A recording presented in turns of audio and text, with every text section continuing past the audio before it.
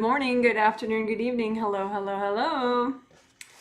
Let me know if you can see and hear me okay, please. This is going to be a group energy healing live stream where I heal 134 people in 14 different countries. And it is the final healing of the month that I'm doing, final group healing of the month. And it's the second healing in the set of two called the November 2023 Twin Set. And the theme is the same one we've been doing all month because it's a giant, delicious, gorgeous, deep theme that we can do so much with. So basically, it's all first chakra stuff plus strong family boundaries. First chakra stuff meaning courage, safety, abundance, clearing fear, clearing anxiety, all that stuff. And I am excited for today. Yet again, we're going to do some stuff that you wouldn't normally associate with this theme. So if you're like picking and choosing and only doing like a couple sets based on their theme, then you would miss out. So if you're going to pick and choose one theme, at least just use your intuition. Like, don't literally go by the theme because, maybe your gut will be like, I just need that one. I don't know why, and then that way you won't miss out on these cool little things. But, okay, but the extra thing, it has to do with safety, feeling safe. And I have been looking at how like the fourth chakra and the first chakra kind of work together on that. Fourth chakra has to do with love and self-love and self-acceptance and feeling comfort, positive, glass half full perspective, and gratitude. And first chakra has to do with safety and courage and being bold and stuff like that, and abundance. But I think they work together a lot. And so we're going to do a little bit of that today. So we'll do a little extra fourth chakra work than you might think from the theme. There was a live stream, I think 2 live streams last year, this past January, so less than a year ago. I think it was called like Let Go of Your Shit or something. So in the title, it's like SH asterisk T, let go of your something like that. Get rid of your shit. But we did this thing called comfort moments where there's stuff in the past that's actually positive. Imagine that. We never work that. Hardly ever. So there's stuff in your past that's positive that I'm calling comfort moments, that maybe in this life, maybe in past lives. And some of them are surprising, like I mentioned back then, like you may have an abusive childhood that you went through, but there still were like moments here and there when you experienced comfort. And so your spirit may be like kind of hiding in those moments, like not here in the present, generating courage and true stable safety, but you may be having big chunks of your energy in those comfort moments in past lives or in this life. And if you wash your energy out of those comfort moments, you still have them, you still have that, and you can feel it better in the present. It like the comfort of it can come forward to you, but then you're here and now, and so you can keep your first chakra nice and unblocked and flowing, and your Kundalini chakra nice and unblocked, so you have control over it. And then you can, so you feel safe and comforted, and you're here, and you can, be large and in charge in your life. So I think since that ties in so much into safety, because when you're not fully here, you're not safe. Like, it's really hard to have boundaries because there are very strong invasive energies in the world. And a lot of them are from, some of them are from invasive beings that don't mean well at all, but some of them are from people that mean well, like definitely mean well. And, but, you add 10 of those people together and that's a pretty overwhelming energy, of people being invasive. I had used that term recently what is it? Invasive comforters. So you could have some invasive comforters in your life, or even invasive protectors in your life that they definitely mean well. But, you know, it's just the energy can really block you up. But you don't have to cut all those people out of your life if there aren't other decent reasons to do so. You know, you can just get better with boundaries, you know. I wish I knew that when I was younger. I was just talking to my husband about that, how I reflexively cut off a bunch of key people in my 20s and early 30s. That, in retrospect, I didn't have to cut off. If I had just known more about boundaries, then I could have kept those people in my life. I mean, not my genetic family, that I have no regrets about that, cutting them off. But then it just became this pattern of, you know, oh, let's cut them off, let's cut them off, let's cut them off. And you know, sometimes you could just get better boundaries and it wouldn't be a problem anymore. You know, and then you could have someone in your life who, you know, genuinely has concern for you, which, you know, can be nice. So there's that. So we're going to work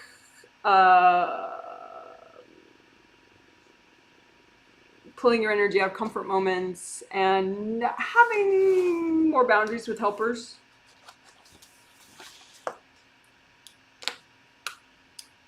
That goes with that.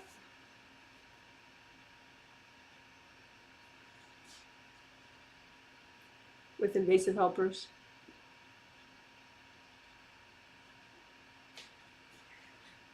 But then there is an interesting sort of flip side to that, which I've seen in a bunch of different clients in different ways recently, that you might be an invasive helper in a way, or like a unsolicited teacher or something, where you explain things to people. Most of the time in clients, I see it that they're unsolicited teachers to their family members, which I've been talking about recently. You know, that you could be telepathically explaining, you know, the ins and outs of denial to your genetic sister who, you know, maybe she's ready to learn that like 10 lives from now. So when you try to explain it to her now telepathically, she just whacks you mercilessly for like a week every time you mention it. You know, so it's like there's a timing to people's learning and what they're ready for. So I wanted to bring that up as sort of a bigger thing that maybe will work in different healings at different times. But this is Smokey. He's our one remaining in the body cat. And he's a delight most of the time. And he's going to get dental surgery. Actually, yet another person in our house getting dental surgery. In a couple weeks, but shh, don't tell him. All right, so anyway, knowledge versus wisdom. You can know things like, you know, maybe now you know about denial and how it so gets in your way, and it's so much easier, you save so much time to clear it rather than just, you know, running away from your stuff forever, right? But the thing is, not everyone's ready, you know, when you're ready. Like, say you just learned about, you know, how liberating it is to stop avoiding, you know, this, and this. And sometimes you get so excited about what you know now and you want to teach others, and there's nothing wrong with that at all. And that's a beautiful thing. However, what I would say is the difference between knowledge and wisdom. Knowledge, I mean, there are probably other ways of looking at this, but this is what I like at the moment, is that knowledge is, okay, now you learned about denial or whatever, right? Nutrition or,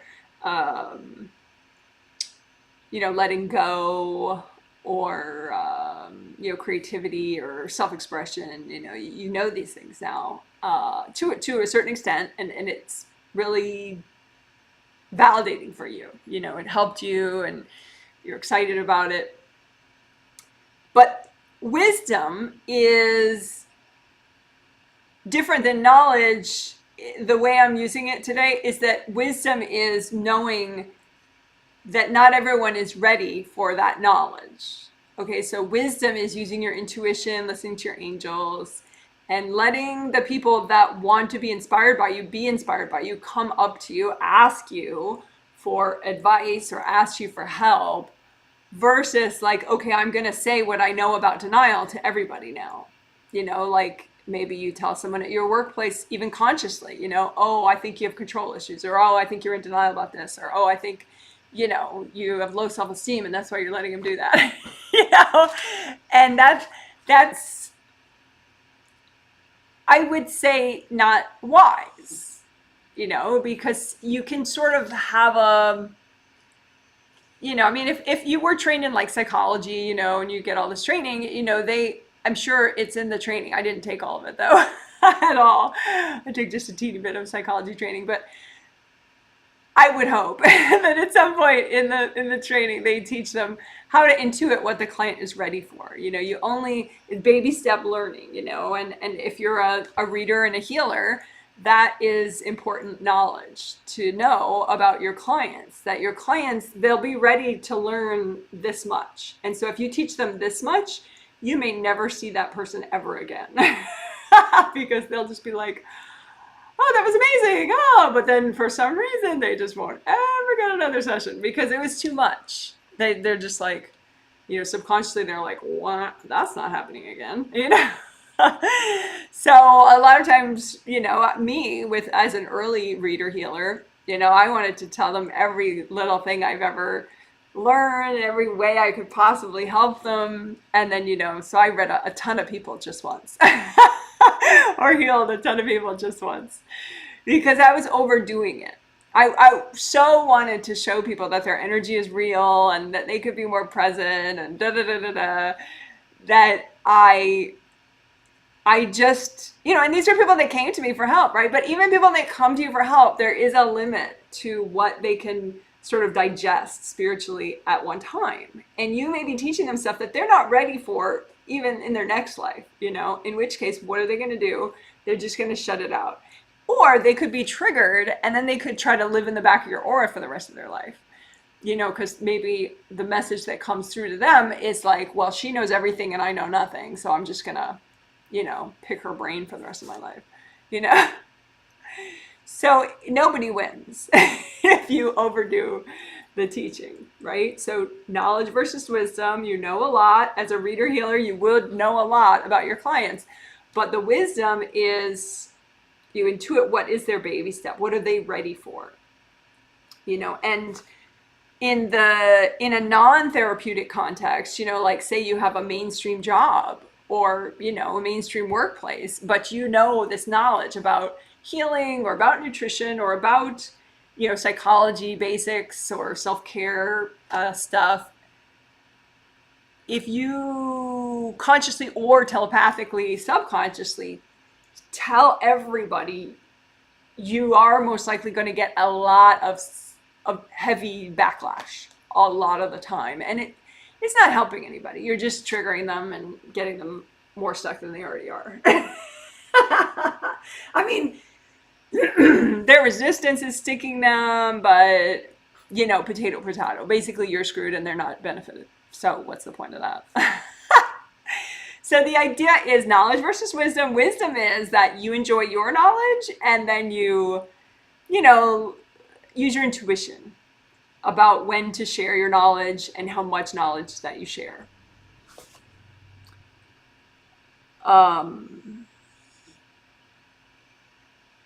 Just because the backlash can be very debilitating, and then you might not have the energy to move forward and manifest healthy situations where you do find like-minded people and you do find people who want to learn what you want to teach. You can get sort of buried, like in a snowbank of people's resistance because you're teaching people more than they're ready for, and then you never get around to, more of a safe teaching experience. So sometimes this manifests too in people that have a lot of interpersonal conflicts. Like maybe you see something about your roommate that they're not ready to know, you know, or you see something about your partner or a family member that they're not ready to know. And so if you try to explain to them more than they're ready to hear, it's going to turn into a fight. Most likely. So again, the wisdom is to use your intuition and think, okay, is this person ready for all that I would like to share with them, all the truth that I want to tell them? Because if they're not ready for it, you're not doing them a favor. You are, A, just starting a conflict, and B, their resistance is going to block them up more than if you hadn't said anything at all. And then, of course, they could be whacking you for like the next 3 years, subconsciously. So that's so that impacts safety, you know, because if you can cut, you know, at least in half the people throwing energy at you just by, you know, using that wisdom and healing these subconscious parts of you that are sort of, you know, unsolicited teaching everybody, then you're automatically safer. You get so much less backlash, and it's just easier to live your life and create situations in which you can make a difference. So I hope that makes sense. Knowledge versus wisdom, and don't force feed your teaching, because the backlash is just a massive waste of time and gets in the way of your safety.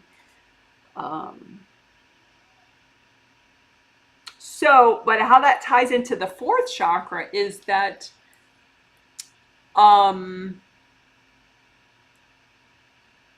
why is it so common for people to share more knowledge than is welcome? Why would people do that, even subconsciously, you know, because they're going to get a backlash. Why don't people just learn not to do that, you know, without having to get a healing about it? So they stop. Well, I think part of it is loneliness, which is why we're going to work the fourth chakra more, because blocks at the fourth chakra cause you to feel lonely. And if you feel lonely, you feel like, well, I just want more people to know this stuff and to understand. And it would be more fun if I had a bunch of people in my life that were excited about what I want to talk about, you know? And so it's not that you can't have that. It's just that usually the loneliness causes you to sort of indiscriminately preach about whatever it is. And you just get a lot more backlash, and you don't actually find the people that want to hear what you want to talk about. So we're going to work on the loneliness. We're going to heal the compulsive teacher parts of you, but also the lonely parts of you, because I think they're tied in.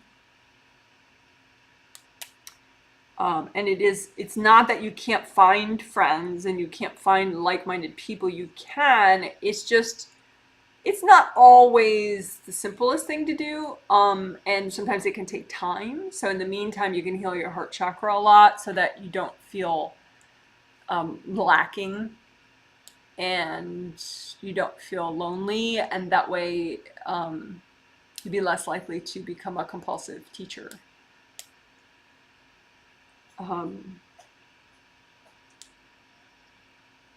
There's an expression, when the student is ready, the teacher appears. I think that's the expression. So I'm kind of doing it in reverse, like when the teacher is ready and stops force feeding everybody, then the students appear. Yeah. The true students that are meant to, you know, learn what you're... Basically, it's not that stopping compulsive teaching gets you the right students to appear, but it helps, because then you get less backlash, which means you can save your energy, and you don't have to do as much repair all the time and clearing out dumps and whatever. So then you get bigger and stronger. It's really the bigger and stronger, the more present, the more flowing you are, the more grounded you are, that allows you to be like a lighthouse. And then the people that are meant to, you know, experience your companionship or learn from you as a teacher or whatever, they can see you, they can notice you, and it's easier for them to find you on a spirit level. Whereas if you're getting weakened by force feeding, teaching all these people who aren't ready and they're dumping on you all the time, then your light isn't very strong. You're not as big of a lighthouse. So, hope that makes sense. So we want you to be able to be a big, strong lighthouse. And just enjoy your life, you know, because it's no fun getting dumped on all the time. So, hope that makes sense. Be a big, strong lighthouse. And that is, I think, especially important for people who are self-employed. Being a big, strong lighthouse. Like people who do any kind of service. Dog walking, nutrition counseling, physical workout stuff, reading and healing. You know, anything where you know, business consulting, advertising consulting, and anything where people need to find you and say, yes, I would like to do business with you. Being a big, strong lighthouse is an important part of that. So it's not that you mush yourself to what people need or you just stop caring about, you know, what you care about. It's just that by you being a big, strong lighthouse, then people can find you that are looking for what you are and what you're saying and who you are. Which is nice. And it's safer that way. I mean, you still need boundaries, but it's easier. All right. So other than that, we're going to repeat some good stuff like the dump zones. I think we'll do faster, repeated versions of like clearing dump zones, which we did in the first healing of this set 2 days ago. Clear dump zones, chaos boundary wall, we'll quickly do that. Empty unprocessed stress pots and clear 2 big blocks. We did that several times in the last healing, and I think that really helped. It just like, it's like all this stuff triggers a lot and it clears a lot, but then the empty unprocessed stress pots and the clear 2 big blocks, it's like, whoosh, it just clears the decks a lot better. So we'll hopefully just keep peppering that into today's healing. Unblock with gold bottle brush. I think we'll do that in different things like legs and some of the chakras, at least first and fourth, and Kundalini. Gold bottle brush technique. So we did already unblock legs and knees, yes, 2 days ago, and I like that, and that did help people, because I was talking about how you want to get, oh, I didn't bring it up.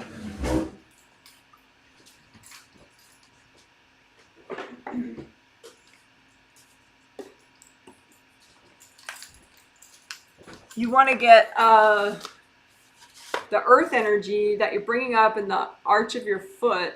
You want that nice and unblocked, so a whole bunch comes up as the chakra spins. It draws up red earth energy from the core of the earth. Especially if you set this chakra to red, then it brings it up and sets it to red. And then it comes up, and you want it to stay in your legs and then go from within your body into the front of your first chakra and the front of your Kundalini chakra, which is right below the first chakra. But if you have too many blocks in like these major joints, ankles, knees, or just somewhere in your thigh somewhere, then it diverts out at least part of it or all of it, and then it has to come in through the front to get into the front of your first chakra and the front of your Kundalini chakra. The problem with that is, you know, people could be hanging out in your aura, energy blocks could be in your aura. So like, for example, you can have repressed fear, triggered fear right here. So then the earth energy that's supposed to comfort you is coming in through the fear. And so then it freaks out your first chakra when it's supposed to stabilize your first chakra. So if you just unblock your legs more, then it can, you know, help to set the tone, a nice comforting tone for your whole body. Plus then you get this nice, really unadulterated, good, you know, comforting earth energy to go into the front of your first chakra and your Kundalini chakra. So that's, and it makes your first chakra work a lot better. So then your first layer is like twice as wide because that's twice as much energy, because your first chakra is just having an easier time with that good earth energy it's getting.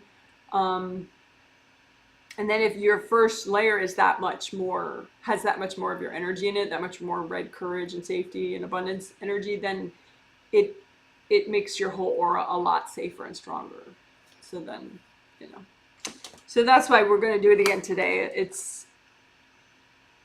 I didn't realize, I knew it was important, and I've worked legs a bunch of times, but I never knew it was that important for, you know, exponentially increasing your first chakra abilities, like safety, courage, and abundance.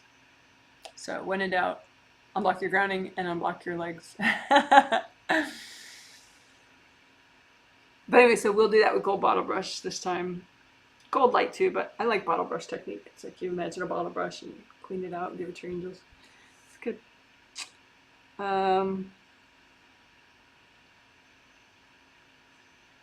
So that's pretty much it.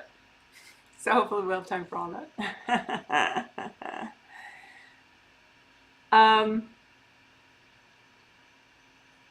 So yeah, let me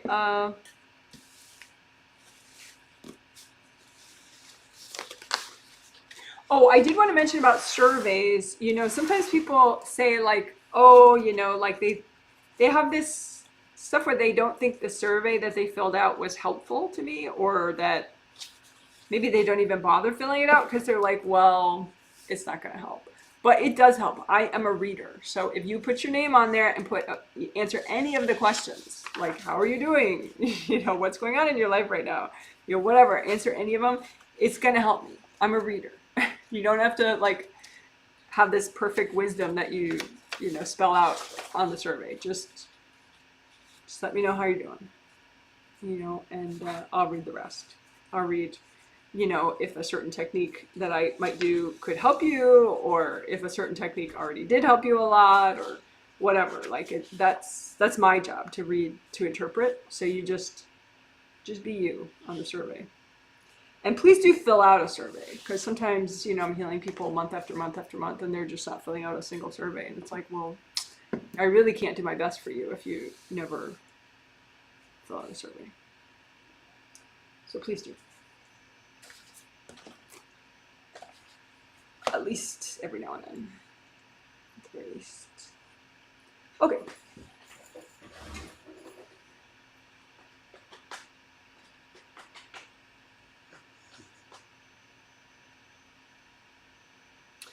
Kundalini chakra, sometimes people had their Kundalini chakra overly triggered. A couple people since the last healing.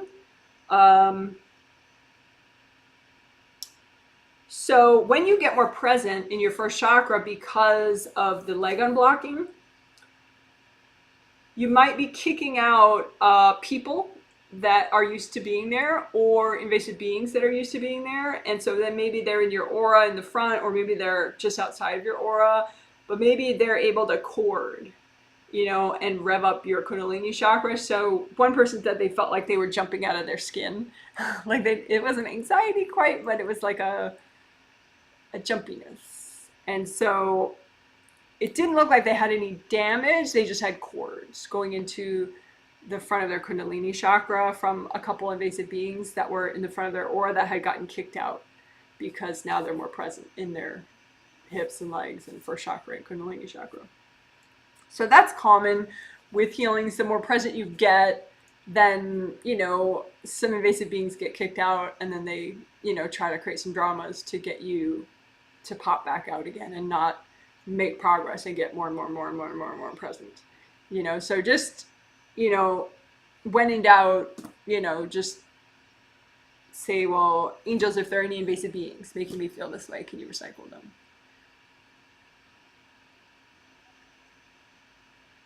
If you're more advanced, you can look, you know, because sometimes the more advanced you are, the more your angels kind of expect from you. You know, if you're not that advanced, then just saying that might be enough, and the angels will just recycle all of them. But if you're a little more advanced, then it is possible that your angels recycle some of them, but then they want you to kind of work on your grounding and get, you know, unblock your legs even more. And then, you know, like just imagine like a cloudiness, you know, in front of you of some invasive beings messing with you, and then just be like, angels, can you recycle all these?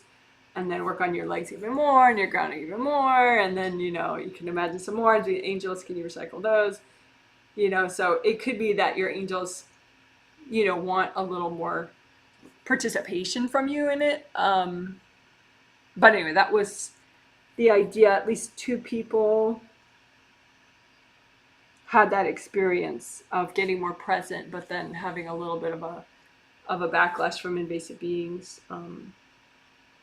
But you can just get them recycled so that you don't feel like you have a blender. You know, you don't feel like you have like an egg beater going like this.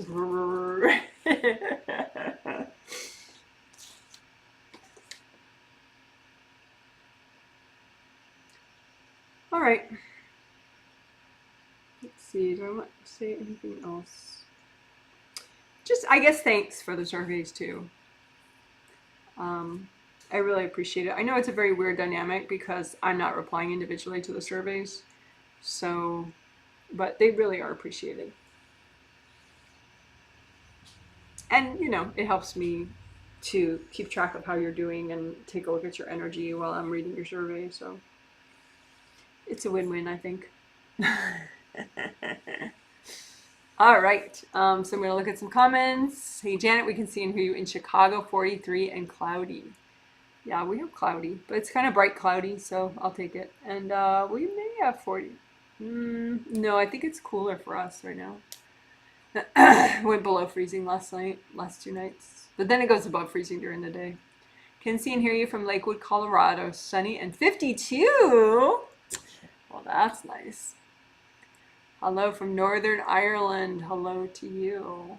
Hey, Janet. Can see and hear you from cloudy San Francisco. 59. Woo! I would take that. So it says, totally makes sense about the loneliness factor. Excited to work this. Yeah. Hello from Ottawa. Totally love the Lighthouse healing lesson. Yeah. Yeah, and that Lighthouse thing, it really helps when you're self-employed. Like, I mean, self-employment is not as easy and dreamy as everyone thinks it is before they're self-employed. And then when you're self-employed, you're like, wow. I don't have the old problems I used to have, but I have new ones. But yeah, being a really strong, flowing presence helps the lighthouse effect, you know, so then your people can find you. Does it work the same with teaching my kiddos about angels? I will say your angels can help you calm down, and they didn't want to hear it at that time. Thanks for the overview. Yes, it does work with teaching kids, that there will be baby steps that make sense to them, that work with their brain, and then there will be things that don't work with their brain. And so intuitively, you can kind of, you know, figure that out. Like, for example, maybe you have a kid who, you know, doesn't want to hear about angels at bedtime, but, you know, before like a sports game where they're going to play soccer, and you say, okay, well, let your angels help you, you know, and then they like, okay. And then later they're like, I think my angels were helping me. And you're like, wow, okay. You know, I mean, there can be little times where your intuition says it's okay to mention it now, you know, because you definitely don't, if you know, yeah, whether you're teaching your kids or mentioning it to a friend that you have, there will be times when it's welcome, and there'll be times when it's not welcome. And when you do it when it's not welcome, it doesn't really, it can make them just kind of shut you out.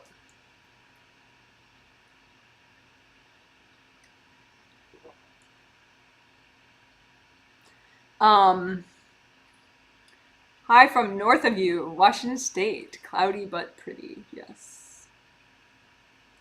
Washington State. It's in the northwestern part of this country. I used to not want to talk about it because I didn't want everyone moving here. But I like it here. The trees are very big, so that's nice. I like that.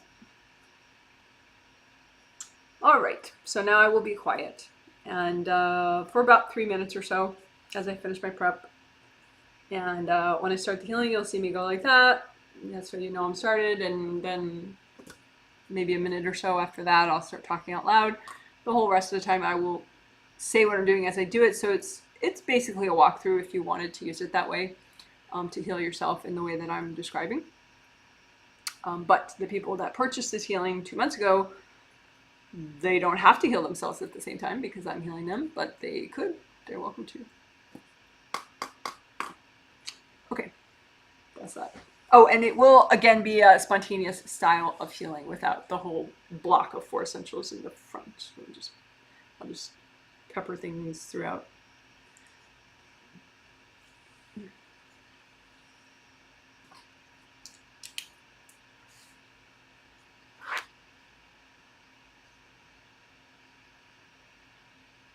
And I take notes because later within a day there will be a detailed healing summary in the comment section.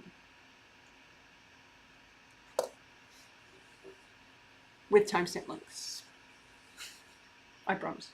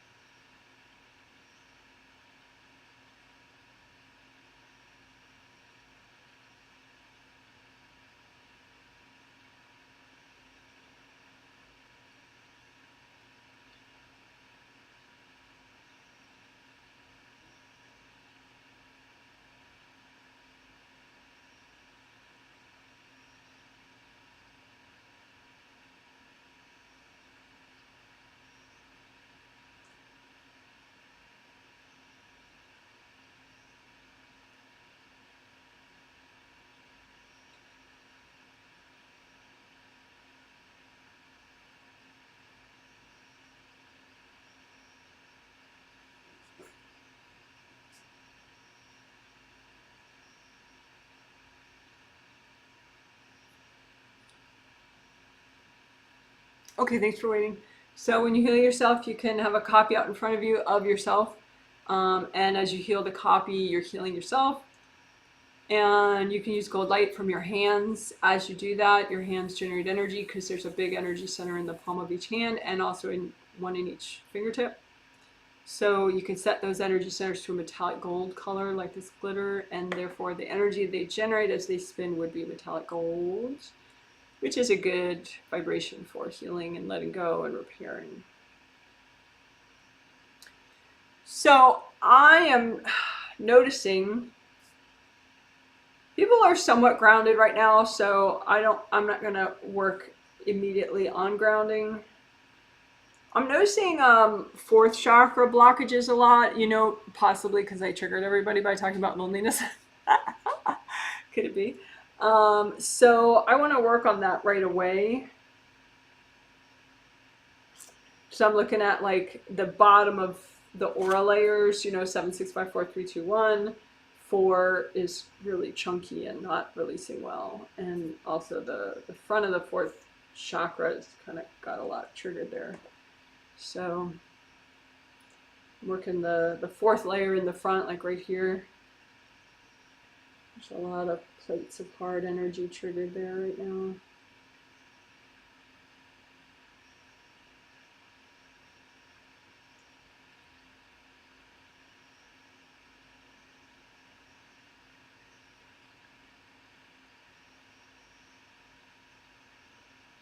And then the bottom of the fourth layer of astral body aura and physical body aura, those are the auras that have those layers, like layers of an onion. So the fourth layer in the bottom.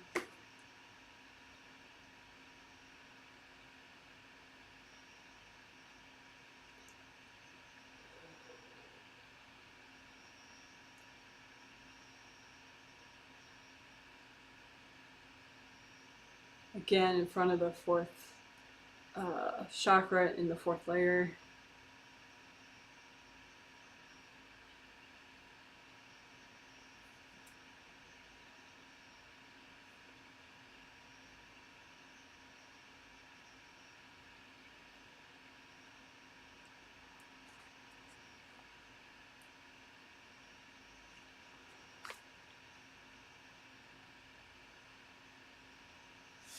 And the last time we did unmatched global pain and unmatched family pain.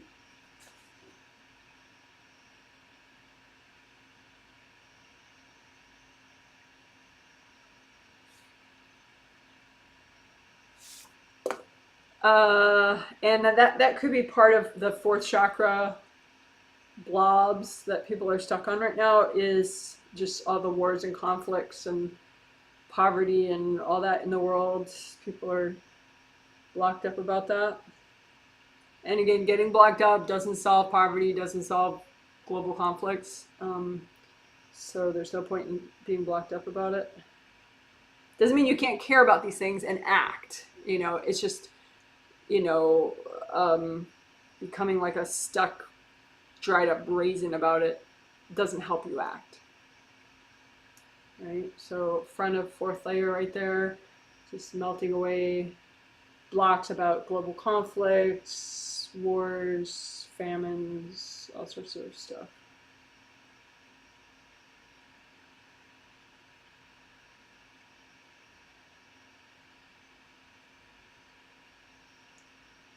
It's a little different than unmatched global pain. It's like you're blocked about all the tragedies in the world.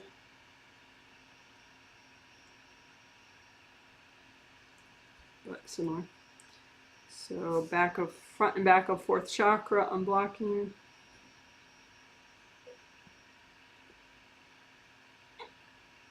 And also first chakra.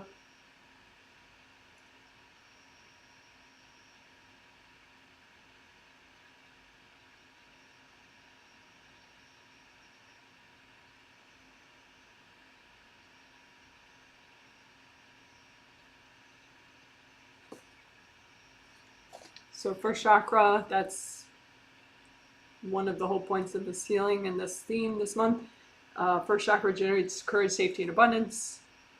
Energy goes in the front, spins around, goes out the back, and then wraps around the first layer everywhere to get back in the front of the first chakra again.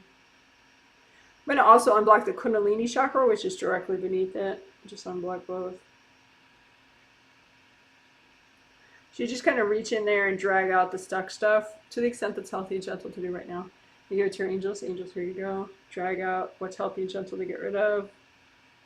Angels, here you go. So Kundalini chakra, first chakra, Kundalini chakra, they're like right, you know, one on top of the other. First chakra's on top, and just look at what's healthy and gentle to get rid of and lift it out. Angels, here you go.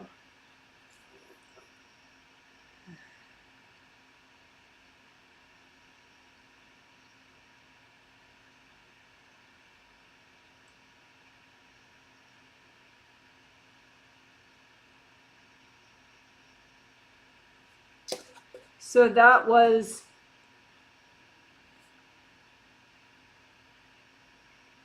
unblocking fourth and fourth layer and first and Kundalini chakras.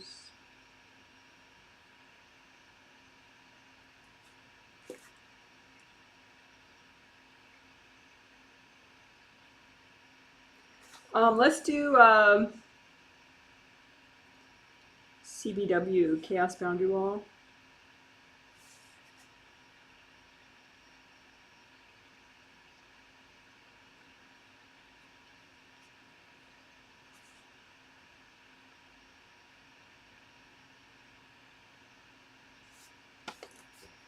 Okay, so it is a simplified way to work your boundaries with invasive people and invasive beings. You just imagine a gold flowing wall, and it represents all the nitty gritty stuff that goes into you having strong boundaries with people. And so you just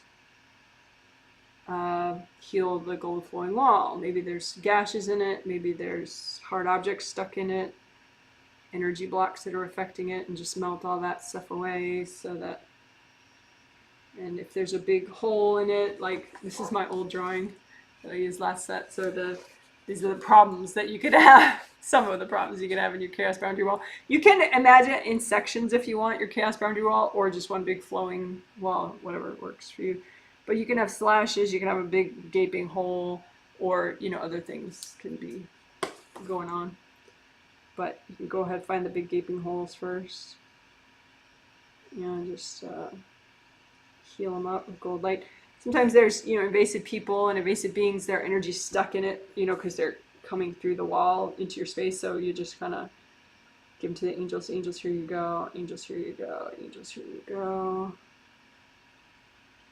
Angels, here you go. Angels, here you go. There you go. So you just do it until you feel like the wall just kind of grows back together, so there's no more hole.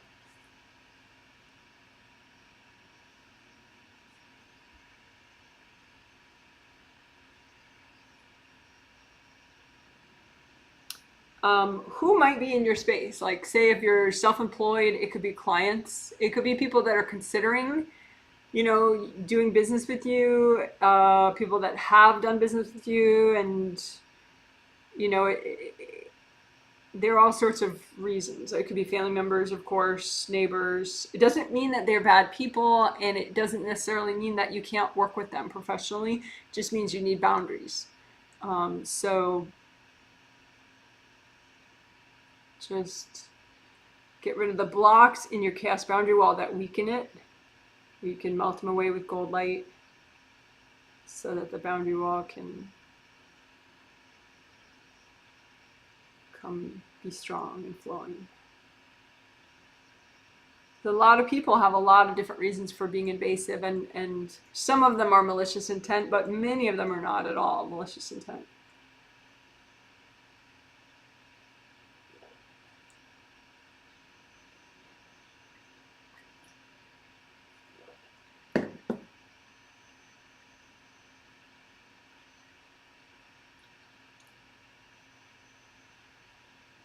And the more you strengthen your chaos boundary walls and just get rid of the blocks and the hard objects in them, the stronger your boundaries are, and then you can enjoy a wider range of, you know, interactions with people, because you'll be energetically safer.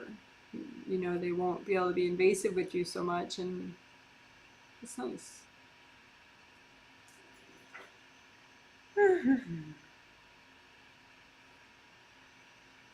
So that's chaos boundary wall.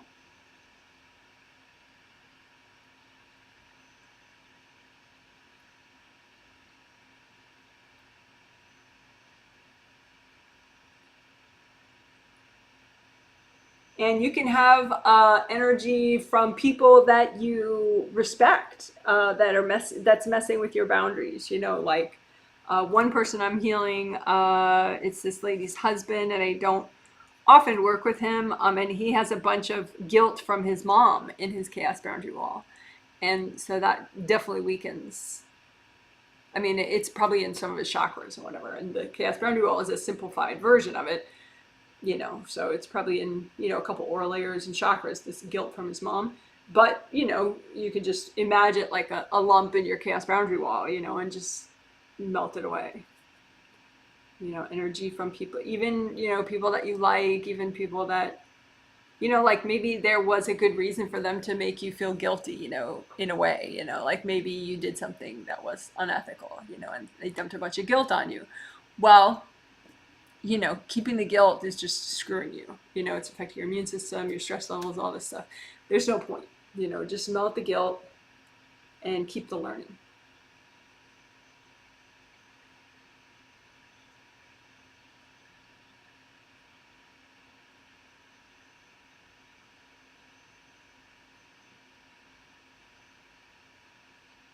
Like it could be that some people are punishing you from things you did in past lives that were truly unethical, and whoever you did them to is still punishing you. And so that's impacting your chaos boundary wall. Well, you can melt away their punishment and just allow yourself to learn, at the same time. Just be like, okay, I'm letting myself learn. I am allowing myself to learn and evolve, and with that intention, then you'll be speeding up your learning. And so then you can kind of clear the negative karma from whatever it was that you did. So again, maybe there's some punishment affecting your chaos boundary wall from other people. Maybe, at some point in some life you did some really unethical things, so you can just melt away the punishment and be open to the learning. Be open to learning, compassion, thoughtfulness, whatever.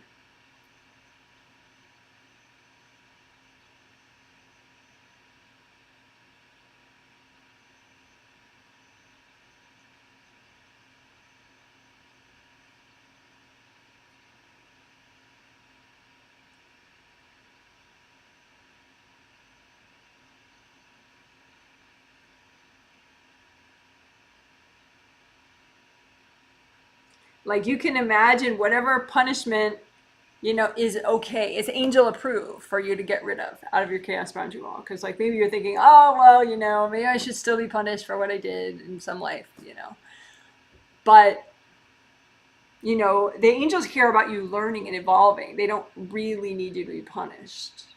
I mean, sometimes the punishment helps you learn, but there's probably a bunch of punishment that is not helpful at all, that your angels are like, it's about time. Come on, clear it. So you can just imagine your chaos boundary wall and imagine whatever punishment is like totally angel approved to clear right now, and just see that as like some big heavy black wall like mushed into your gold chaos boundary wall, and just move that out. The angel approved to clear punishment, right?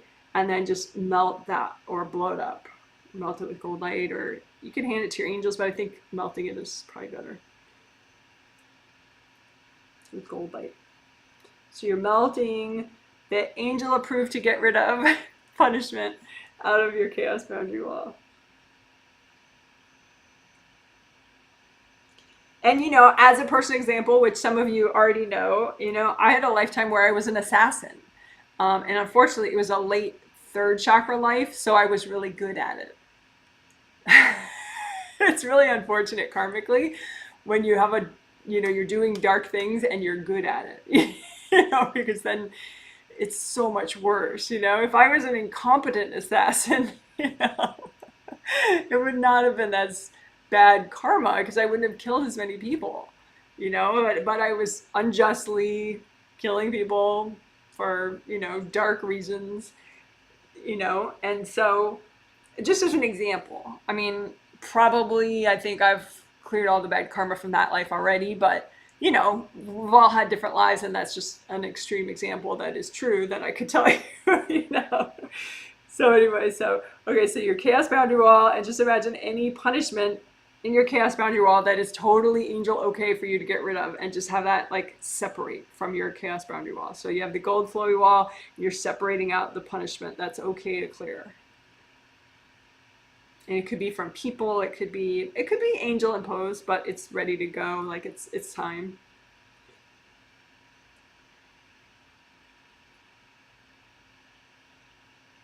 So you're melting away angel approved to clear punishment.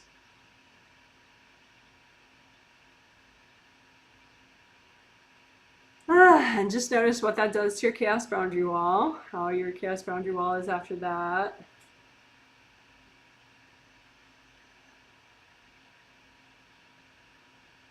I like that. That was fun. Okay, so we worked repairing and unblocking your chaos boundary wall. And the new twist was to clear punishment.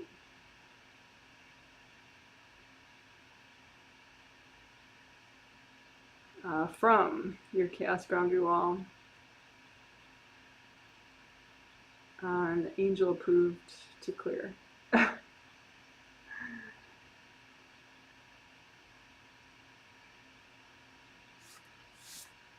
All right. So that would be interesting to know how that was for you, if you wanted to comment at the end of the healing or just in your survey. You don't have to, but that'd be interesting to, if you have any conscious comments about it. If you don't, you can still fill out your survey. It's okay. I'm not expecting Buddha level clarity in surveys at all. Let's see.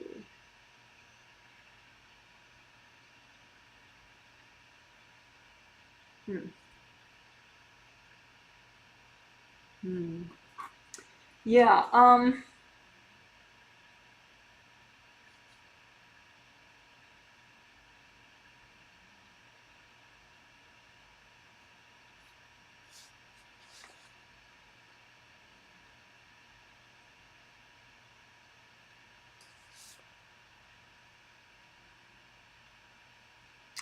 this next thing we're going to work on helps with safety and courage, but specifically also abundance.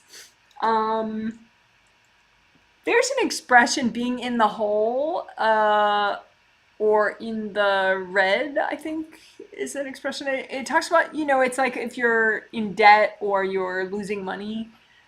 But I think psychically, I was looking at some people who filled out surveys because, that's what I do. And, and some people, they have, it's like they're in this black bowl and they're stuck in the hole. Like, and the bowl, this black bowl is like abundance blocks, like, just maybe baggage of theirs, but also it can be manipulations from others from past lives or this life, where someone literally does not want you to be abundant. Part of that can be because if you're abundant, some people, they, again, through loneliness, right? They want to be needed. And so if you become financially independent, you don't need them, they think. And that may be true. I mean, that may be the only reason that you would stay around that person, because you need financial support from them. One would hope that there's more to the relationship than that. There's compassion and kindness and love and all that. But sometimes there's not. It's a terrible relationship. But anyway, long story short, long story long, the hole, being in the hole, there can be an abundance hole where it just represents all sorts of stuff from all sorts of people that's blocking your abundance. And you don't need to get all these people out of your life necessarily, but plus plenty of it's from past life people anyway, so there's nothing really you can undo with that. But you can clear the bowl, you can get out of the bowl so that you're just on level ground now. You're not in the hole abundance wise. So I hope that makes sense. So that's what we're gonna do. So just go ahead and be grounded. If you're not grounded, if you're feeling very spacey, that would be the first step, is to ground yourself. So just be aware of your grounding.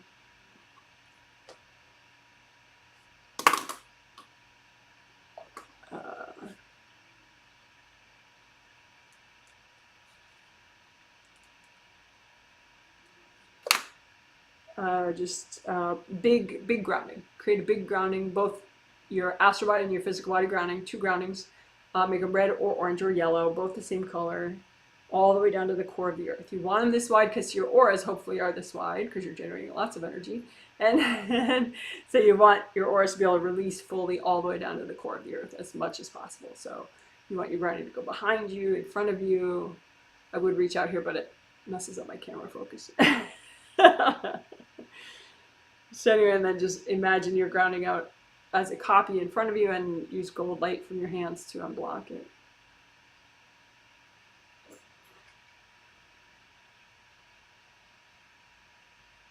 Especially your first layer. I'm noticing as soon as I start talking about abundance problems, everybody's first layer locked up.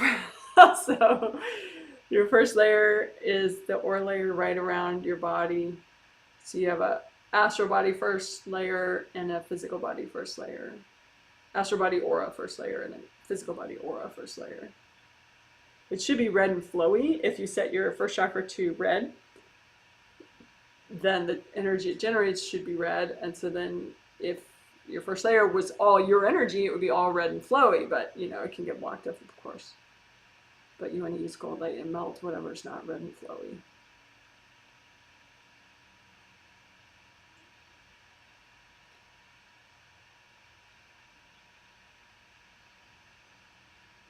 So you may have energy blocks sitting right in front of your tummy area, in front of your first chakra, second chakra, all that, right in that first layer. So just melt that stuff.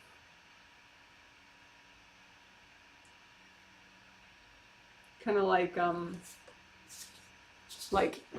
it can be even this big, the energy blocks just sitting right here, bam, like a hard board. But it could be smaller, like maybe like this size or something. But just sitting right there. So you want to just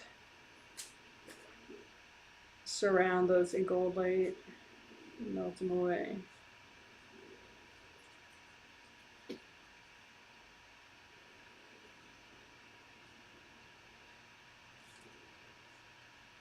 All right, so that was just a little bit of first layer unblocking, grounding unblocking, and especially first layer right in front of the first chakra. But now let's do what I said we're going to do, which is similar, but using a different sort of visual aid. Is you imagine that you're in a hole if there are energies negatively impacting your abundance. Fix my camera. So if there's anything screwing with your abundance, you can imagine it as if you're in a hole, and then just you can lift yourself up and get out of the hole and put yourself just on regular ground, and then just dissolve this hole so you can't fall back into it. Just use lots of gold light and melt it away. And it might take a little time because it's from a whole bunch of different people and experiences and whatever. You can say, angels, help me do this.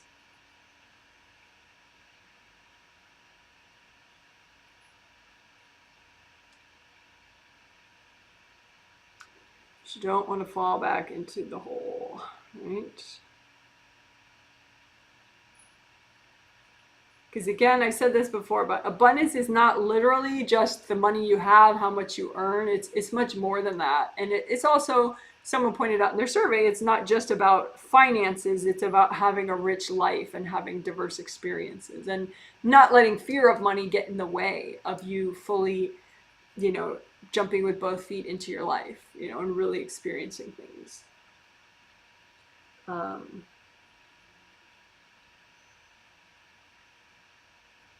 Anyway, so if you still have any holes, that you could fall into, that's like, it represents blocks to your abundance or controls on your abundance, limits on your abundance, that are unhealthy, just find that hole and use lots of gold light. You can lift it out, give it to your angels. Angels, here you go. And if there's still more hole, lift out more. Angels, here you go. If there are any invasive beings in the hole, you can say, angels, if there are any invasive beings around here, can you please recycle them?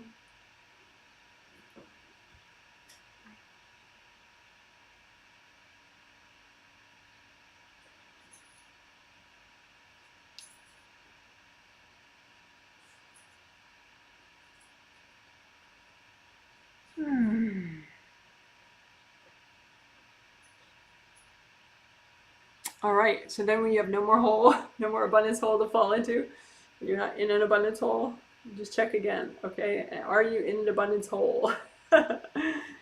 If you are, you can stay in the hole and just melt it, and so that way you get up to level ground, or you could lift yourself out of the hole and put yourself on level ground and then get rid of the hole. Whichever way works for you. If there are any invasive beings in the way, angels, can you recycle these invasive beings?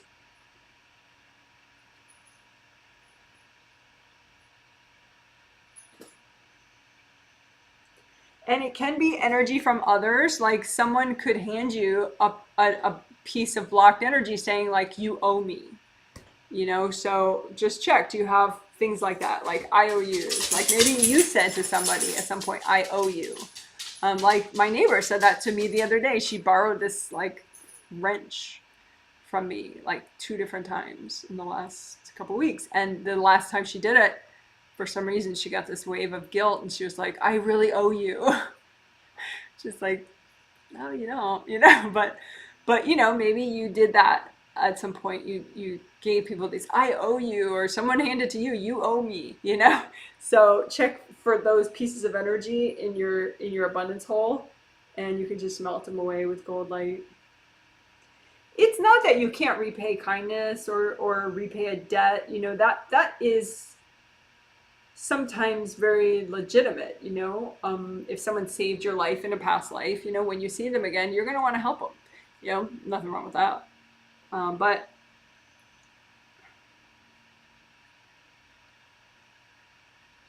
this is more just, you know, unhealthy kind of stuff that gets in the way that you're melting. And you can hand it to your angels too if you're worried about, oh, maybe I shouldn't get rid of it, right? So just any, in your abundance hole, if there's any IOUs or you owe me, just wrap it in lots of gold light and give it to your angels. Angels, here you go. Because generally when people go, you owe me, they're probably stuck on something and you don't really owe them, or, you know, it's more complicated than that. So again, any IOUs or you owe me or whatever in your abundance hole, just wrap them up in gold light and give it to your angels. Angels, can you help me with these?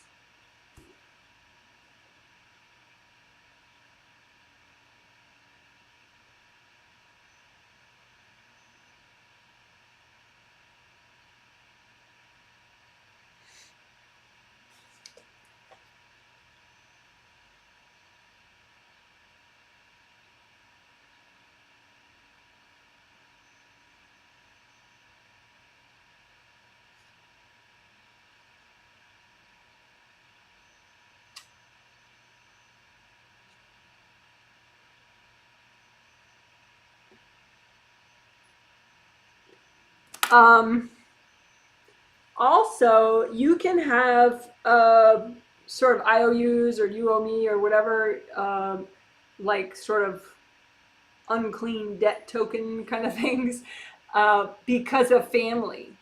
Like, you know, maybe in some lifetime your sibling or your parent or your child did something horrible to other people and you felt a debt because of that, or somebody dumped, you know, debt energy on you, like you owe us now because your awful brother did that or your awful family did that.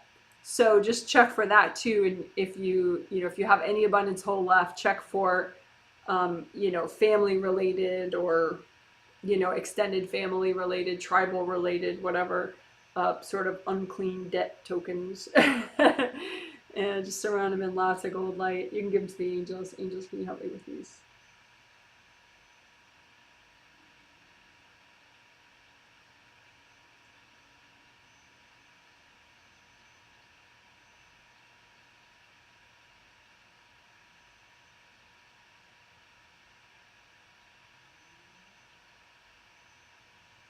Sometimes the reason subconsciously that you're not clearing abundance issues is because you feel guilt or shame about something that you've done or something you experienced.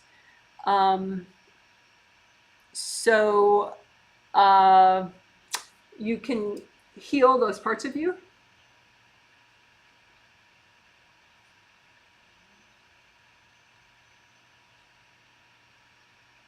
So again, this is sort of also still working the in the hole, get out of the hole abundance thing, is healing the guilt, shame parts of you, the parts of you that feel that are not clearing the punishment.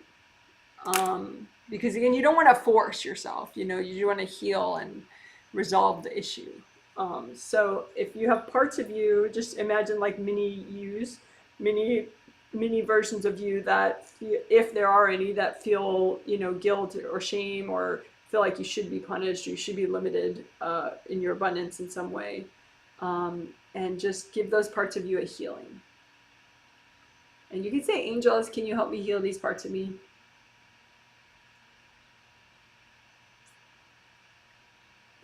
You can bring up red earth energy, and you can push these parts of you a little bit further out if you're feeling too much of what they're feeling. And just bring up red earth energy and lots of gold light. You could say, hey, it's okay. It's just a healing. You deserve a healing. It's just some earth energy and some gold light. It's okay.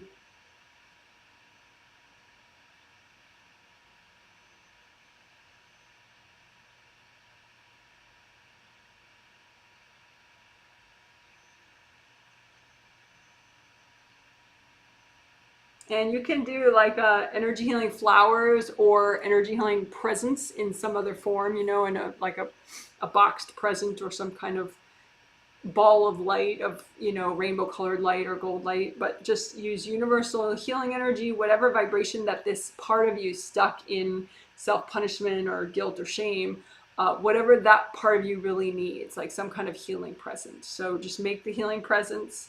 Just, you don't have to think about it. Just make them and then say, angels, can you check these presents? And then once your angels have checked them, just like put them at a respectful distance in front of these guilt, shame, or self-punishing parts of you. And say, it's okay, the angels check these presents. If you want them, that's fine. If you don't, it's okay.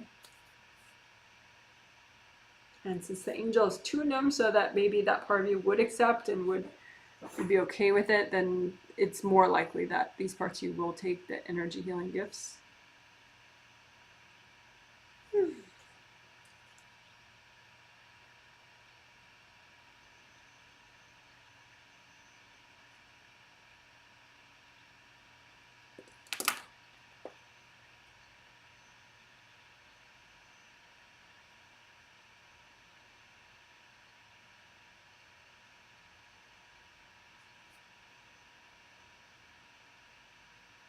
I'm going to look at a sample person for a sec.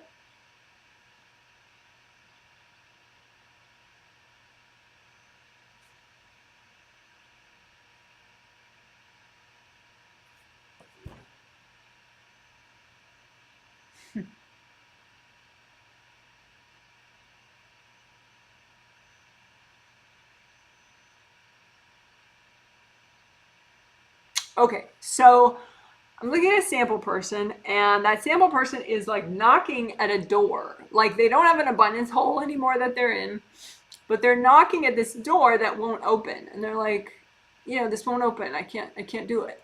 And the thing is, that door isn't their door to open.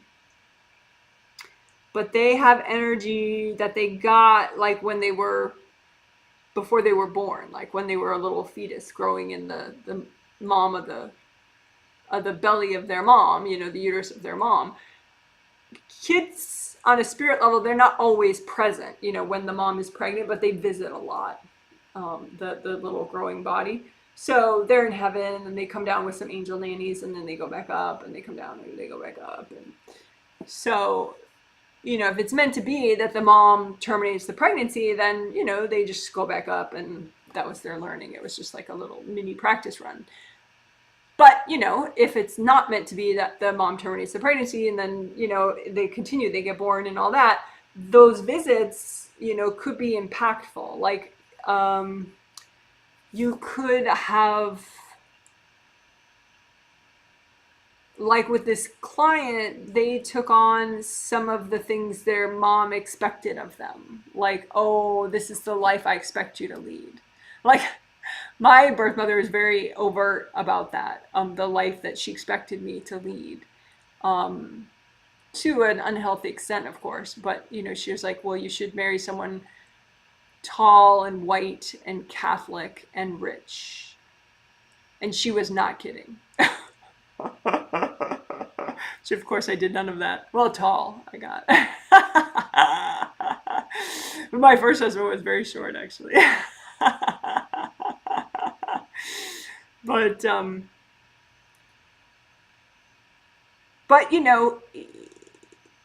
it's common, even in less dysfunctional households, that parents have expectations of, well, this is what I expect you to do, this is what I expect you to achieve. Like, again, my birth mother was very overt and explicit that, I should work in corporate America, and like, which is so funny,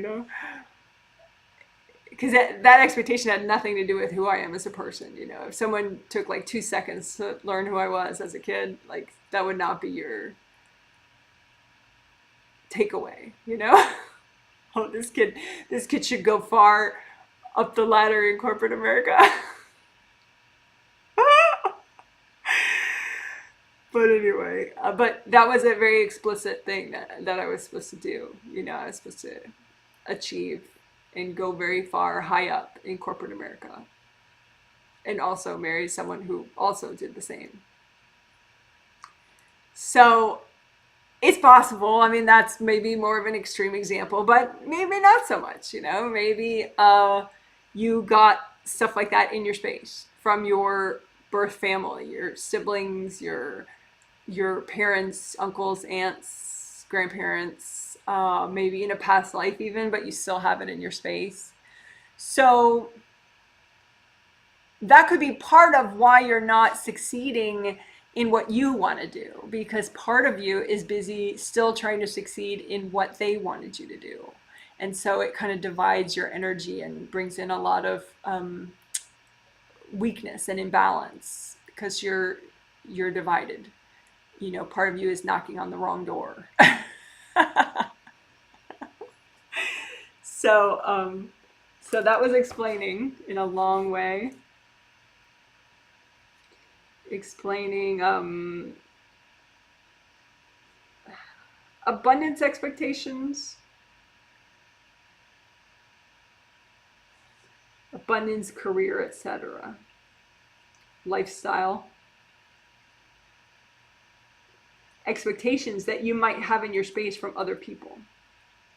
That's causing you to like divide your life force and making it hard for you to succeed in what you want to do.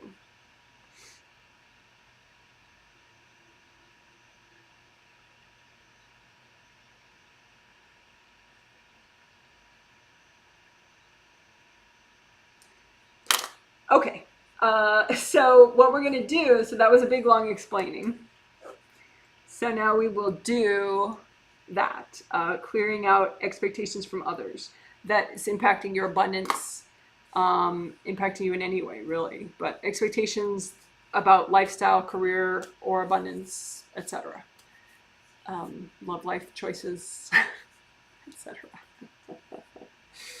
So you can just make piles out in front of you of all the expectations. If you want, you could, make separate piles, if it's more interesting for you. So like past life expectations about, your from others about your abundance, your career, your lifestyle that you have from past lives that people dumped in your space, and then expectations from this life.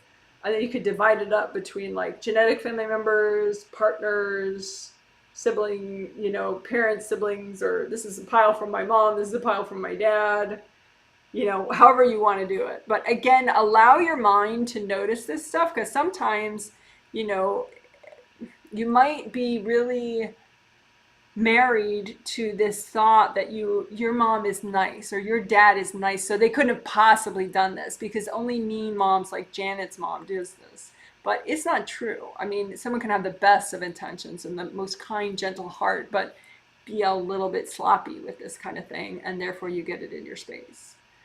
So just try to, be more light about it, and it's not like you have to condemn these people to, eternal judgment, This is what it is, and you got a little bit of their expectations in your space, okay? So just make a bunch of piles of everybody's expectations in your space about the lifestyle you should lead, the careers you should have, the levels of abundance you should have, all that stuff. And to angels, is it okay to clear all this? No way they'll get rid of anything that's a little too much to clear right now. And then just bring up red earth energy and lots of gold light.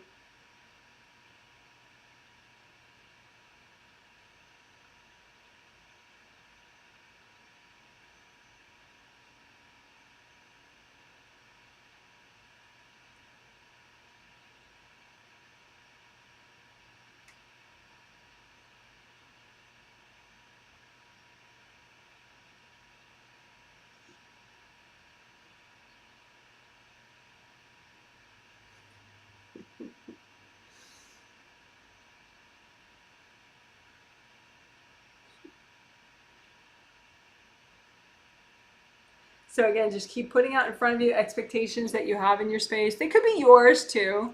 You could add those to the pile, because if you have expectations, it's kind of rigid, it's different than goals. You can get stuck on your own expectations, like I should be married by now, or I should have no debt. Oh, this is terrible, and so you might be tied up in your own head games. So you put those out in front of you to melt too, your expectations about abundance, career, lifestyle, wellness, whatever, and your other people's expectations. And say, angels, is it okay to clear all this?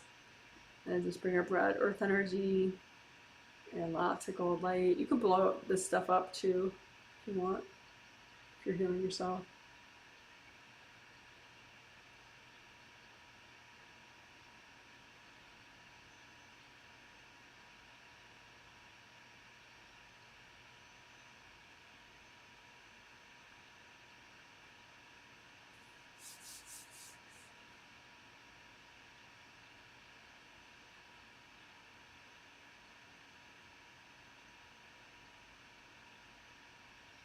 So you can see, like, you could have, like, imagine your spiritual path, but predominantly as it relates to your abundance, and see, are you moving forward on your spiritual path? Or are you kind of confused and knocking on some kind of side door that's off of your path? And if there's a little part of you that's confused, knocking on a side door, on a little side road, just heal that part of you so that that part of you comes back on your path. And then you can just melt away that little side road.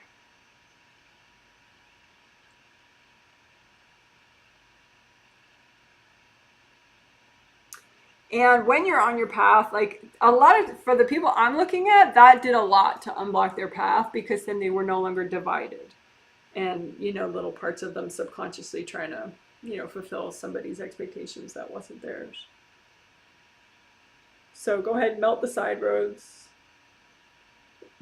Because the image of your path is, that's what you're meant to do. That's what you decided with your angels. Okay, this is important. This is why I'm going to have this life. So any side road, what that represents is, you're kind of wasting your time. You're kind of getting lost in someone else's dramas or someone else's expectations.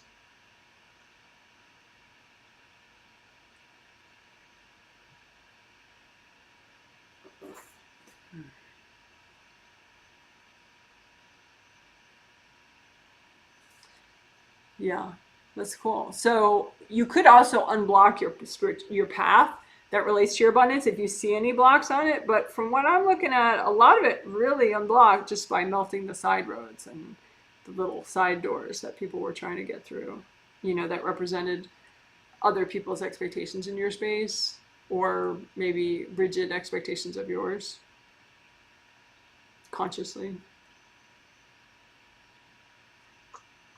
But if you do still have blocks on your abundance path, on your spiritual path that relates to abundance, and just melt those away. So you can whoosh, go forward more easily.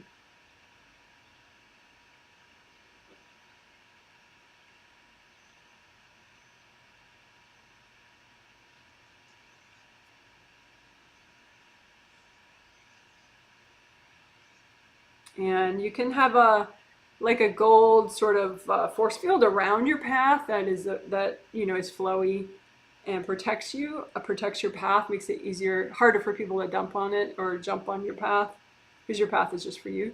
So you can heal that gold force field around your path. Just so if it has any gashes or holes in it, you just kind of repair those up.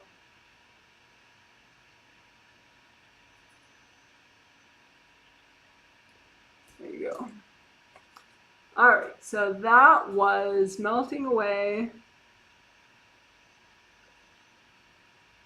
other people's expectations that wound up in your space, having to do with abundance, career, lifestyle, etc. And also checking for side roads.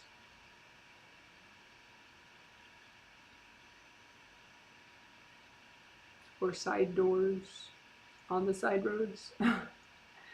And melting those. So those represent you getting kind of lost and wrapped up in somebody else's whatever. Which is possible to do, and it doesn't mean that the other person is a demon or somehow the worst person in the world. It's easy to, just have some boundary issues and you get confused, and part of your energy is, kind of wasted. But there's always good news with energy healing. You can heal it and get back your energy and refocus.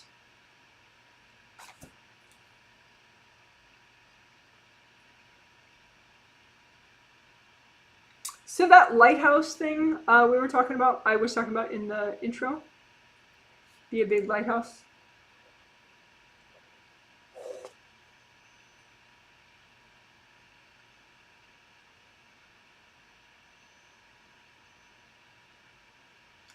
Some people, they might not feel it's safe to be a lighthouse or to be a big lighthouse. So we'll do it to the extent that's healthy and gentle. What can you handle being a lighthouse? How big and large and in charge can you handle?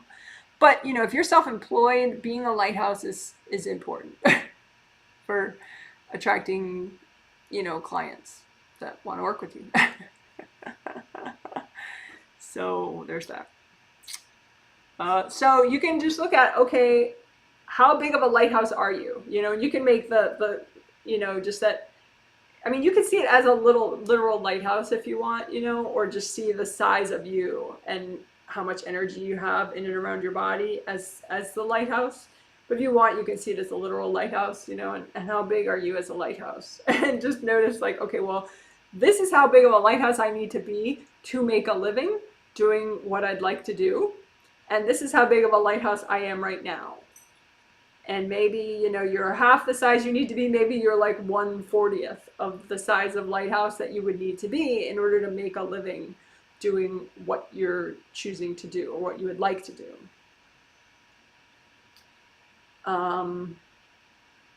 So then you can just put a big gold blanket out in front of you and dump onto it any baggage that you have that's making your lighthouse smaller than it ideally would be.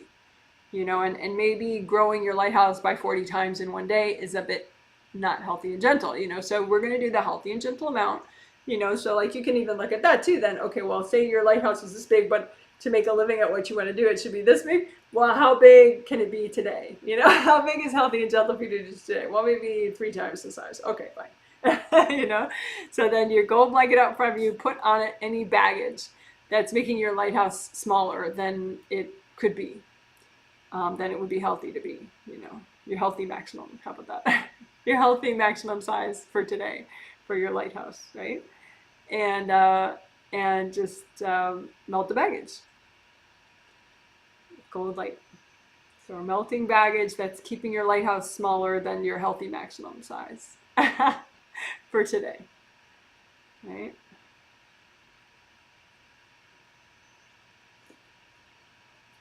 And you can go ahead and see how big your lighthouse is now and if you reached your healthy maximum for today's size.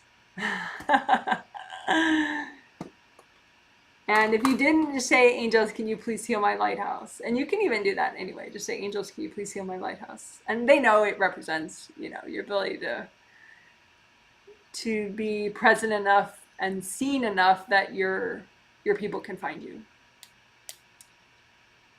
Which is different than preaching to everyone you know about healing or nutrition or finances or fitness or whatever you do for a living. You know, you don't have to do that. You're psychically, people will find you if you're big enough. I mean, you may have to do a little, like, you know, put yourself on social media or put some flyers up or something, you know. There might be some literal thing you have to do as well. But if you clear your lighthouse baggage, I think that's going to help you to realize, you know, if there are nitty gritty things that you need to do on social media or somewhere. They'll help you clear the blocks about that. So be a big lighthouse, big enough to make a living.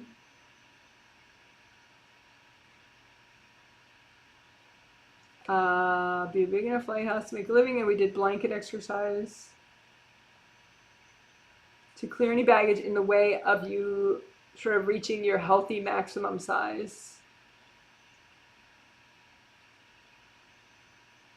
for your lighthouse for today.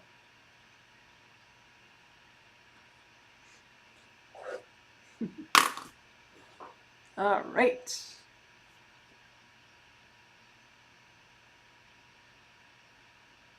I'm going to look at a sample person for a minute.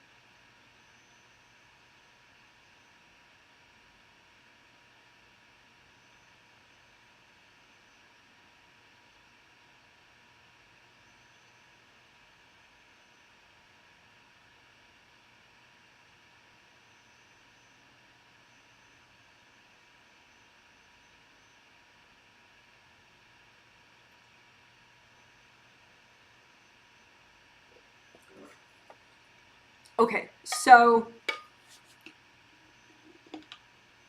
in the intro, I talked a little bit about the difference between knowledge and wisdom, and that, you know, there are probably many things you could point out between knowledge and wisdom, you know, but the way I was talking about it was that wisdom is that, you know, timing is individual for each person. And so just because you're ready to learn about healing chakras or, you know, fitness or whatever, doesn't mean everyone's ready.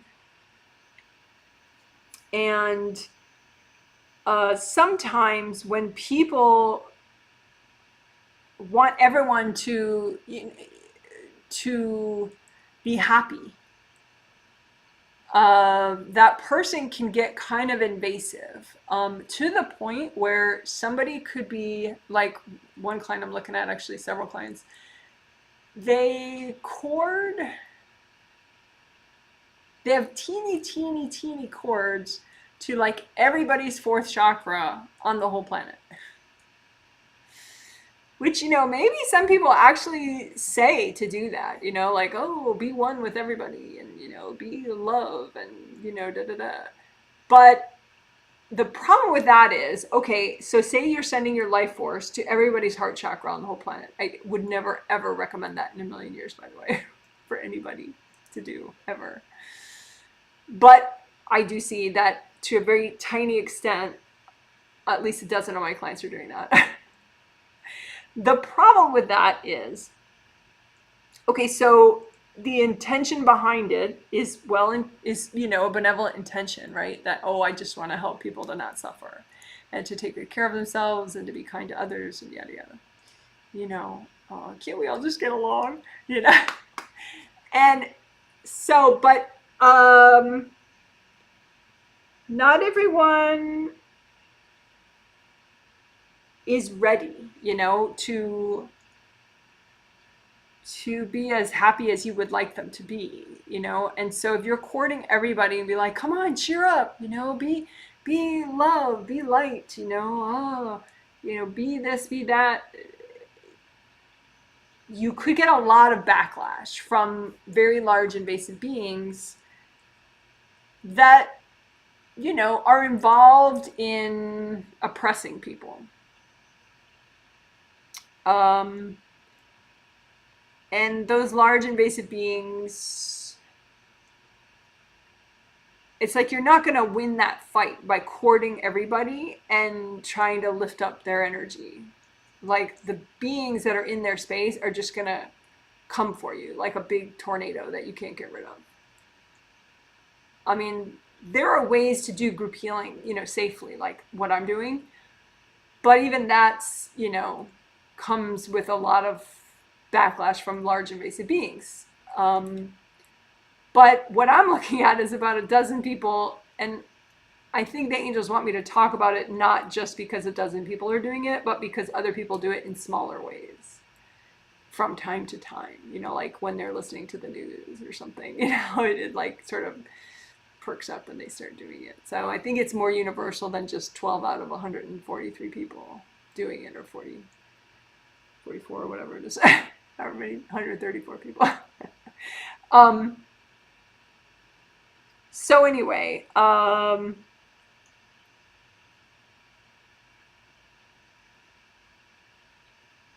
do we do?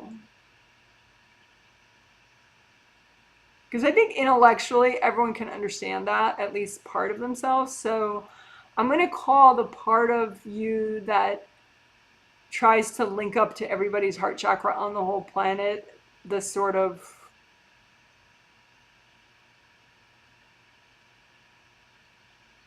self-sacrificing healer. How about that? The self-sacrificing healer part of you.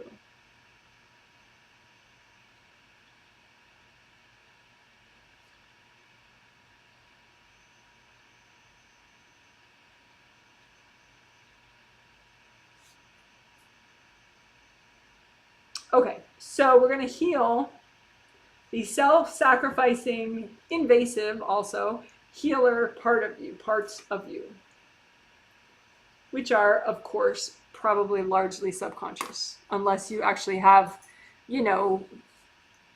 done something consciously to do that. But chances are you haven't, and it's just subconscious. When you're hearing the news or you're hearing about some terrible war or something, and you're just like, oh, just do it subconsciously. So just imagine these parts of you that are linking up to everybody on the planet. Because there are ways you could pray for everybody, in whatever way that you believe in, religiously or spiritually. Say, angels, please help these people. Please bless and help everybody on the planet. That kind of thing. That doesn't harm you, doesn't place you in danger psychically. So there are ways to do it, but this would not be it. So you're healing the self-sacrificing, invasive healer parts of you.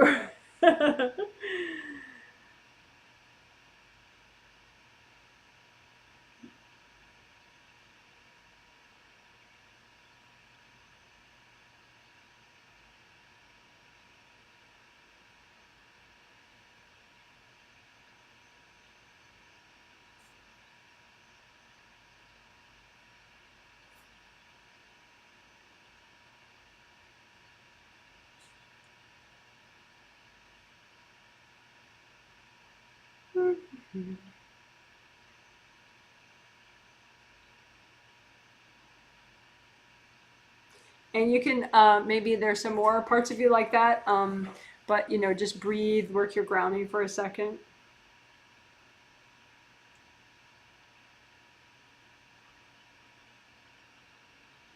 Check your empty unprocessed stress pots. Check your unprocessed stress pots, which are, again, it's a visual simplification where you imagine pots like cooking pots that ideally would be empty, ready for some kind of a stressful situation where it's hard to process and you need to just shelf some things, that they'd be empty pots so that you are ready for some sort of stress that's kind of harder to handle. But just check your unprocessed stress pots, your USPs, and see if they're empty or half of them are full, and make sure you're seeing all of them that you have, and just bring up red earth energy and gold light.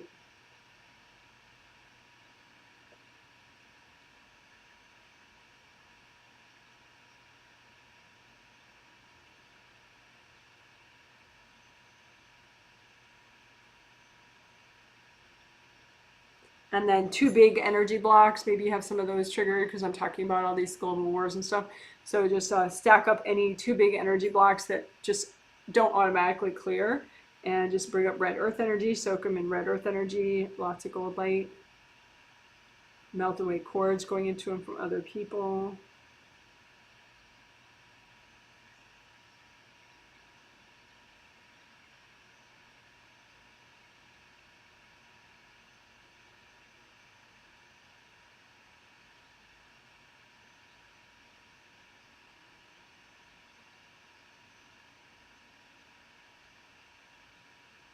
All right, so we did a little healing the self-sacrificing invasive healer parts of you that may be courting everybody on the planet, either constantly or from time to time.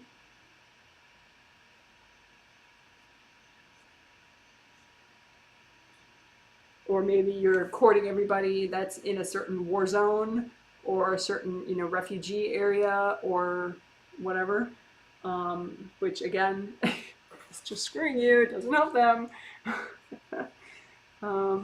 There are ways to help people. You can donate to organizations like World Central Kitchen, Doctors Without Borders, all sorts of organizations that help people in conflict. Kiva.org is a way that you can, kiva.org. You can look at individual people that need little microloans and, help all sorts of different people with small amounts of money.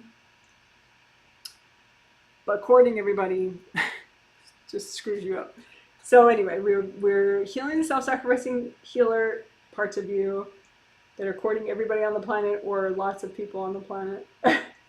And then we did empty unprocessed stress pots and clear two big blocks.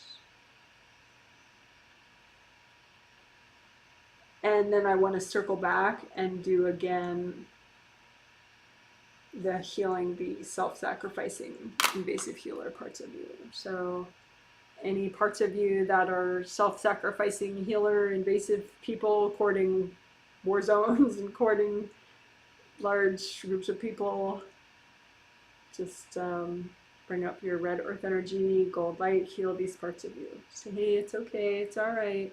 We'll find healthy ways to help. It's okay, you can find healthy ways to help. Helping is okay. Just we need to find healthy ways. We'll have the angels help us find healthy ways to help.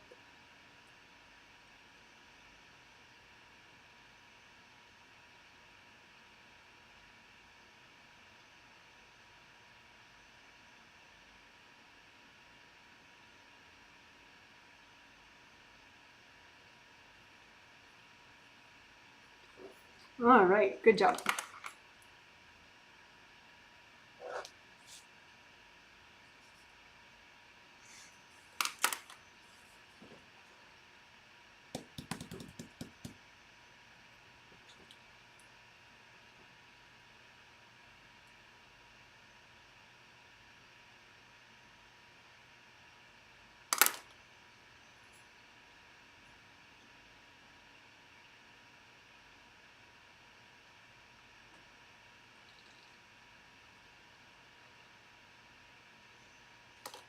Let's do gold bottle brush. Gold bottle brush. I have a bottle brush right over there that I'm going to get just for a visual aid.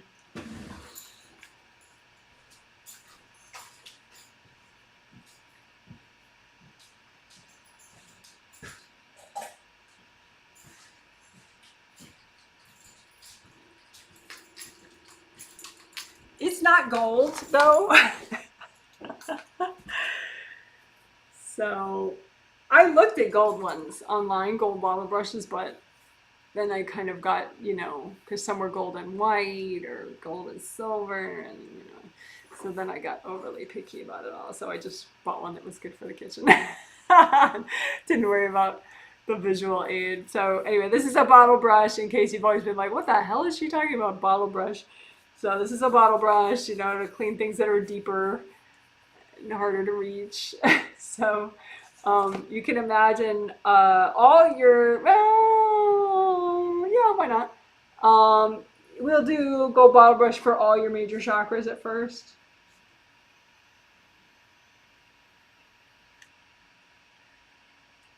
And then we'll do one and Kundalini first chakra and Kundalini chakra extra.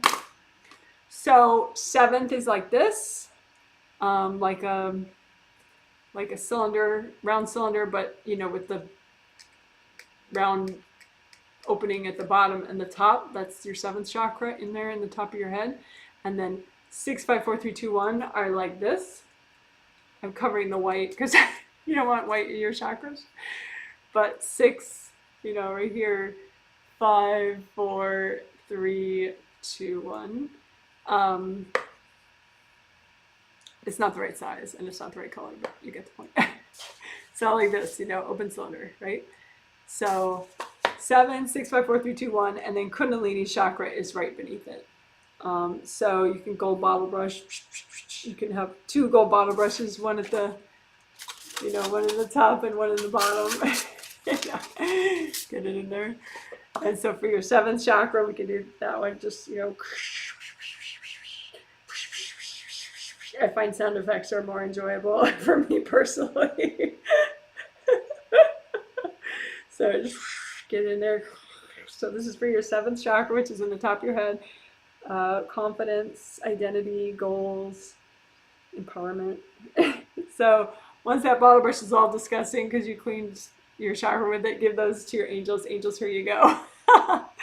Then you can do it again. So your 7th chakras, both of them, just shove in the bottle brushes. Of course, the bottle brushes are gold light, and so they're very gentle. They don't hurt the chakra. And just get out all the junk, have it stick to the bottle brushes, and give it to your angels. Angels, here you go.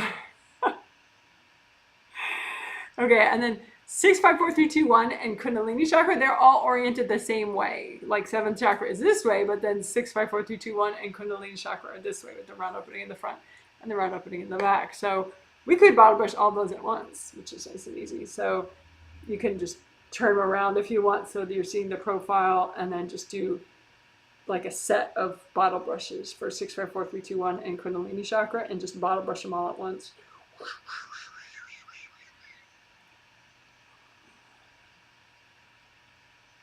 And get rid of the bottle brushes. Angels, here you go. Make another set of bottle brushes for 6 down through Kundalini chakra.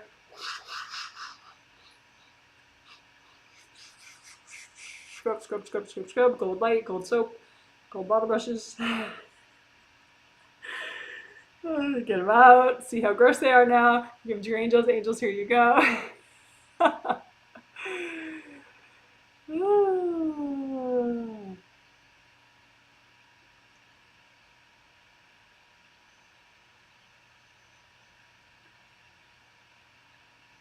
You can lift out the blocks from these chakras, 6, 5, 4, 3, 2, 1, and just melt them away with lots of gold light.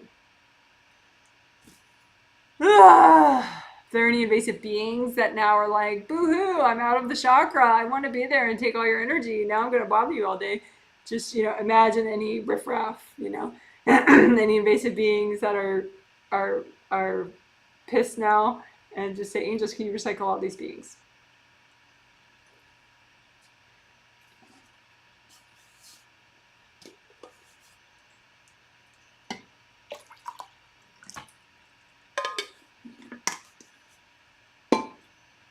again. Okay, 7, 6, 5, 4, 3, 2, 1, and Kundalini chakra. Any beings that think they belong there, they don't. Just pull them out. Give them to the angels. Angels, can you recycle these beings? 7, 6, 5, 4, 3, 2, 1. Kundalini chakra, and your creative rings above it. How about that too? Any beings in any of that, you can just imagine them like, you know, lint or something. There's something that doesn't belong there. Move it out. Angels, can you recycle all these?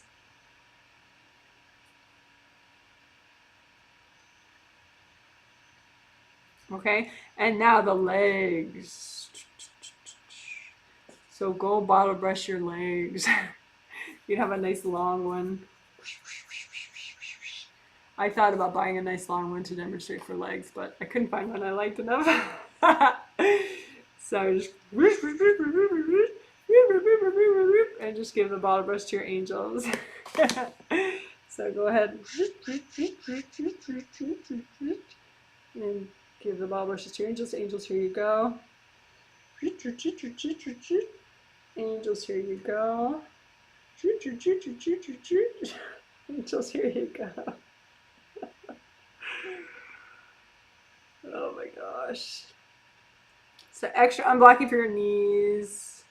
I talked a lot about family stuff for the last healing when we were unblocking legs and knees and hips. Because, you know, a lot of it's like family stuff that, like, say your dad dumped in everybody's space in the whole house. Like, no, it doesn't mean he's a terrible person, although he might actually be a terrible person in some cases. But other people just dump because, you know, they had a bad day at work or something. You know, it's like a temporary invasive, dumpy vibe. So again, hips, legs, especially thighs and knees, but ankles, feet, everywhere. Just lift out family junk from family members. You don't need to match their pain, and just melt it away. Gold light. Lift out the family junk in your hips, legs, knees, thighs, ankles, feet. Lift out the family junk, melt it away. And just, you know, imagine the part of you that now wants to go and tell all your family that they should do the same, and just heal that part of you. Be like, hey, it's okay. They'll see. They'll be inspired if they want to be. You don't have to push them. It's better not to push. We want to just let people learn at their own pace. That way it's gentle for everybody. Right? So imagine the compulsive teacher parts of you that are just like, oh, I have to tell people to unblock their hips now in my whole family. Oh, my sister really needs that. And just, you know, put those compulsive teacher parts of you out in front of you and just be like, hey, it's okay. I think it's fantastic that you're enthusiastic. There's nothing wrong with that. We just want to, you know, be wise. And, you know, some people are ready, some people aren't. And so people will see your inspirational example if they're ready to see it. And if they're not ready to see it, we don't need to shove it in their face. It's okay. So just heal these compulsive teacher parts of you.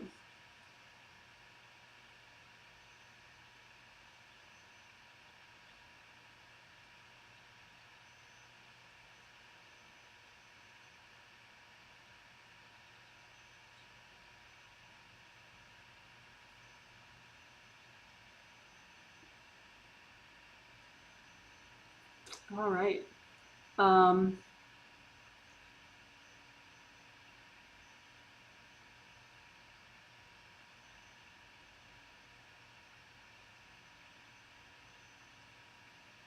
And again, in your hips, your legs, your feet, you may have energy from people that you respect a lot. And it doesn't, you know, it's okay, but it doesn't help to keep that energy in there. You know, your body is just for you. So it could be, like I said, they had a bad day or whatever. But, you know, even if it's like the best person in the world, you know, their energy in your hips is going to give you a lot of problems. It's going to block you out. Only your energy works in your body and in your astral body, right? So just imagine your hips, your legs, all your major joints, all the cute little bones in your feet, everywhere. And just notice if you have energy from any family member or loved one, let's say, or former loved one, whatever, in your hips or your legs or your feet, and just lift it out and give it to your angels. Angels, here you go. And breathe into your toes, breathe into your knees, your ankles, your hips.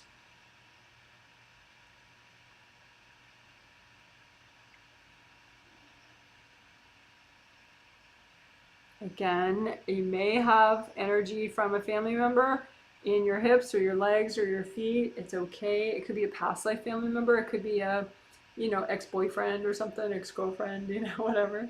Just lift it out. It's okay. Just lift it out with gold light and give it to your angels. Angels, here you go. Because your hips are just for you. Your legs are just for you.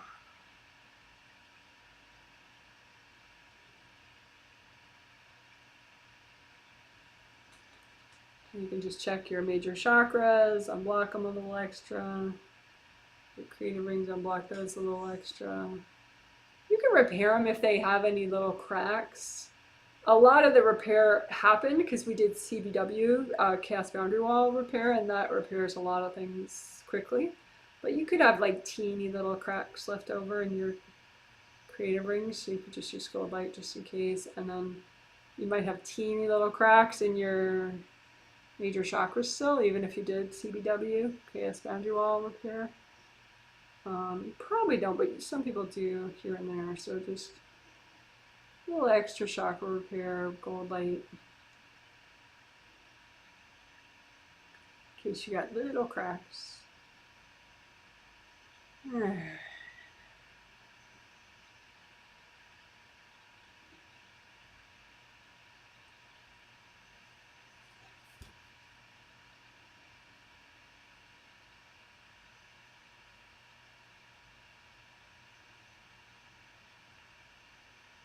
I'm going to be quiet as I look at a sample person for a minute.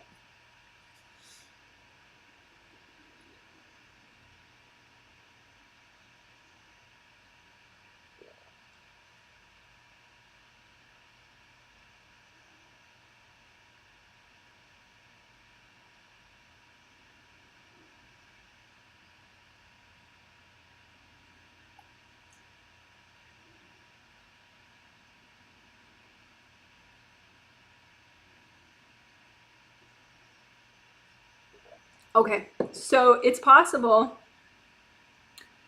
Shoulders are big and upper chakras are big for like manifesting, having big, strong energy flow down your shoulders and your arms, and out your hands.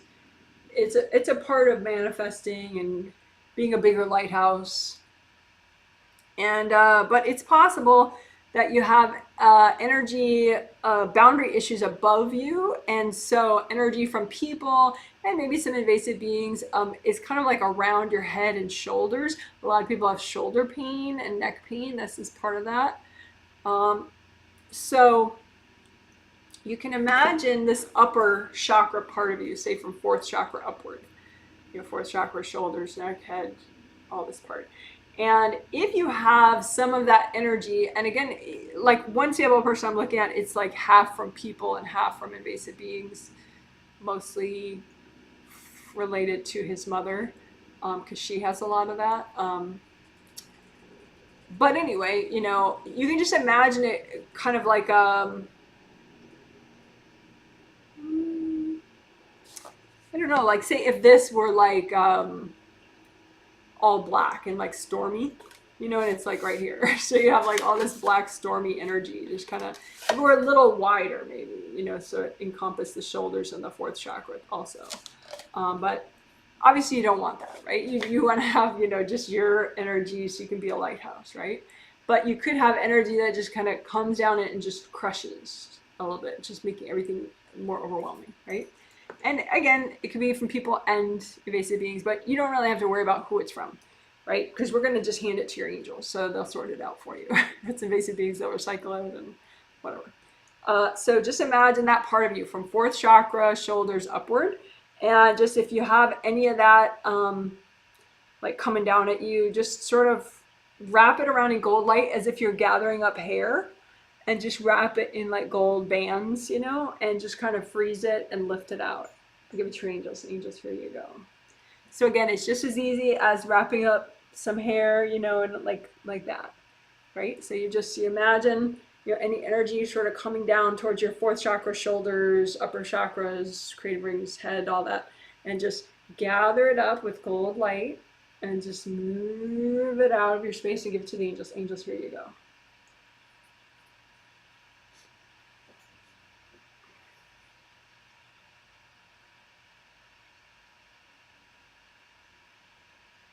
And then you can just heal all your chakras, your major chakras along your spine again, just to kind of rebalance, and your legs and your, just to see that you get enough earth energy coming up through your legs. So a lot of it doesn't divert.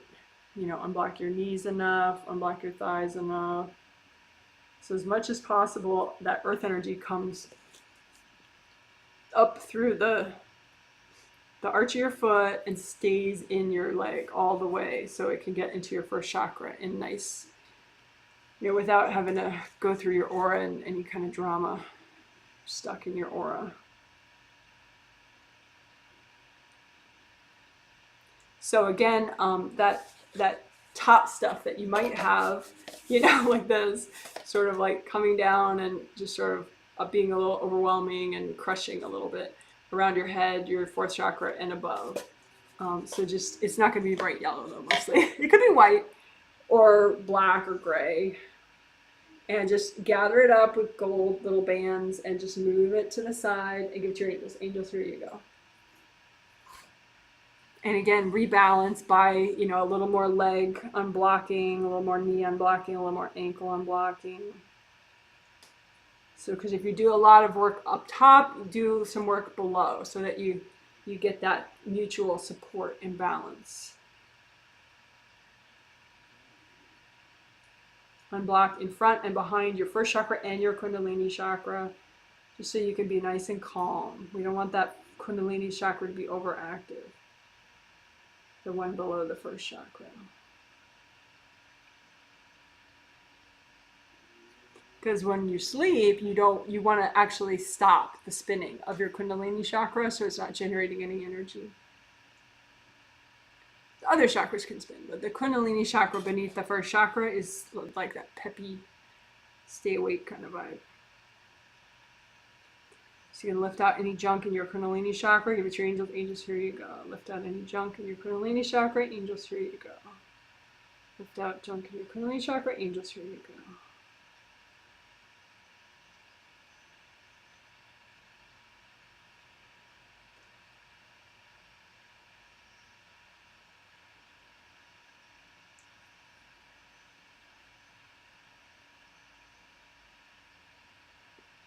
So again, if you have that energy that's just sort of coming down, crushing your head and your shoulders, your upper chakras, just band it together with gold little bands and just move it aside and give it to your angels. Angels, here you go. And just take some deep breaths, feel your hips, feel your shoulders, feel your feet, feel your fingers.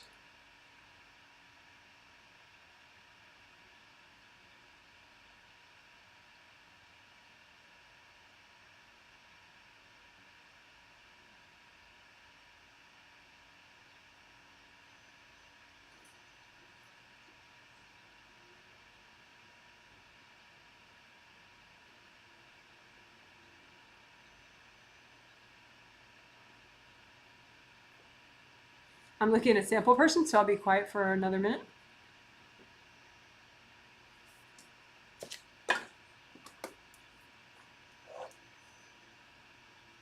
So I'm going to call what we just did head and shoulder crushing energy. Invasive energy. But it's not exact, it's kind of a crushing, but also like a draining. It just sort of draws out your energy and kind of oppresses it too. So, but it's annoying. And it's like from 4 up to creative rings, and it can just come down and just kind of be all around here. So you just gather it up and move it out and give it to angels. So we'll call it head and shoulder crushing energy, even though that's not a great name.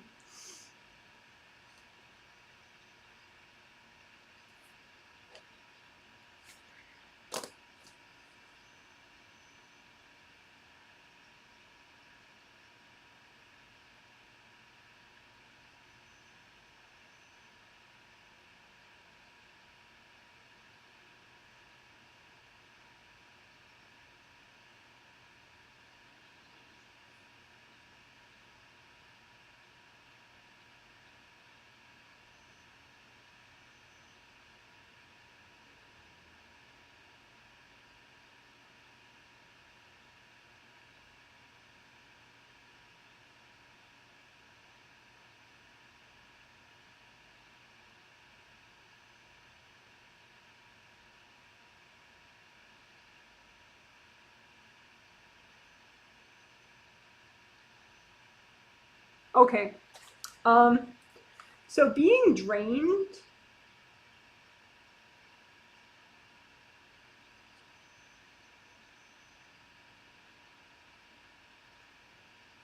is an expression. You know, I feel drained.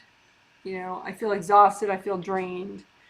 Um, I was looking at a sample person, and for her, literally, she has energy draining out of her first layer in the back. And it's from a past life manipulation that somebody did to her, where she's losing a lot of her energy. And so she tries, but it's really hard for her to stay positive and do positive things in the world. Like, there's always something that comes up, you know, some kind of a drama, especially with basics of like safety and courage and abundance. So that's not cool, right? So she has a literal gaping hole in her first layer where the energy's drawn out, because whoever wanted to screw with her abundance in a past life was pretty skilled. And so, you know, not so good for her, right? But you can get rid of that gaping hole that drains you, right? But other people have that, but in smaller ways, you know, like some kind of an unhealthy agreement with somebody, or somebody's courting them somewhere that they don't quite notice, and that person's drawing their energy off, or, you know, stuff like that. So what we're going to do is do it, it's kind of like we do chaos boundary wall, but we'll do draining, we'll look for draining holes. Do you have draining holes? And again, the draining hole could be a cord with somebody or an invasive being, or it could be an unhealthy agreement, or it could be literally a draining hole like that client has in the back of her first layer. But we're gonna get rid of them. You know, we'll clear if it's a manipulation, we'll just melt it away with gold light so it gets repaired. If it's a cord or an agreement, whatever, we'll just use gold light until the draining holes are gone. And with angel help, so that you're not doing too much at once. Okay? And this obviously could impact your abundance, help your abundance. But it could just help overall functioning. Because, you know, you might have first chakra energy being drained away, which would impact your abundance, but you could have like fourth chakra energy draining away, which impacts your, you know, your motivation and self-esteem. It just depends on what's draining out of you, but we'll just do it all at once. We're not going to really nitpick. So you can imagine if you have any draining holes, you know, any situations that are draining you, that are unhealthy, which, you know, most would be. But anyway, just imagine them like holes that drain things out of you in an unhealthy way that is not angel approved. And then just be like, angels, can you help me with all this? And then just, you know, maybe meet them halfway and work on it yourself too. And just, you know, melt away the draining holes. You use gold light. So if there's some unhealthy agreement, you're clearing the unhealthy agreement at the same time. If there are invasive beings that are a part of it, just be like, angels, can you recycle any invasive beings that are, you know, perpetuating this whole draining situation? So again, look to see if you have draining holes. And again, it could be literal. You might have a draining hole somewhere, so just imagine them out in front of you. You don't have to know exactly which layer or which chakra or whatever. It could be literal, but it could also be just a convenient way to see it, and it's really an agreement or several cords or whatever, right? So just look for your draining holes if you have any, and then just use lots of gold light and just say, angels, can you help me with this? Angels, can you recycle any invasive beings in the way? And that way, you know, with the gold light, you're clearing any unhealthy agreements that are related to this stuff. And again, this is any unhealthy draining holes, unhealthy draining out of your energy. And just use gold light to heal it up.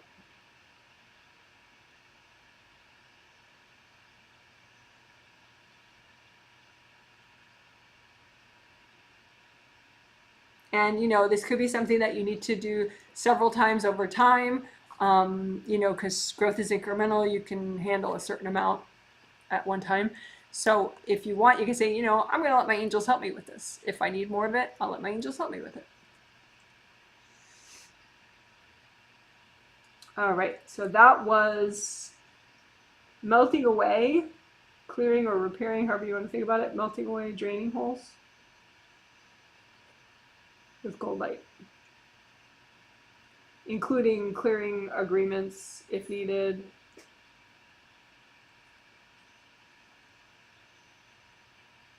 And recycling beings if needed.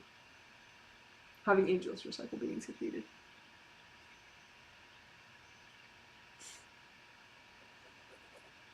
So that's what we just did, melting away draining holes.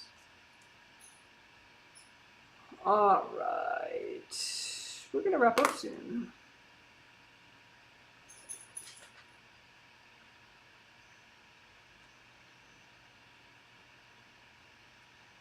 So I'm just combing through all the auras and groundings.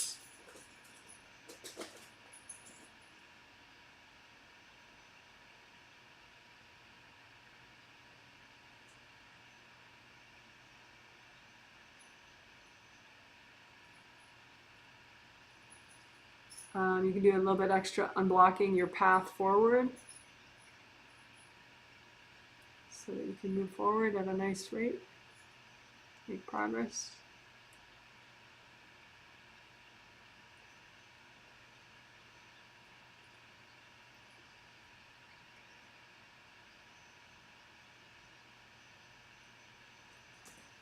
All right, so you can ask your angels to help you wrap up the healing. Say, angels, can you help me wrap up this healing?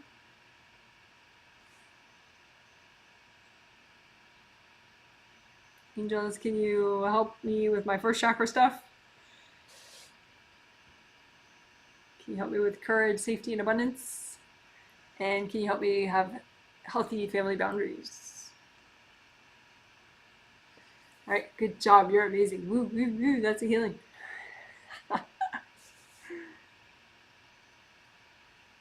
All right, so I'm going to end the live stream soon.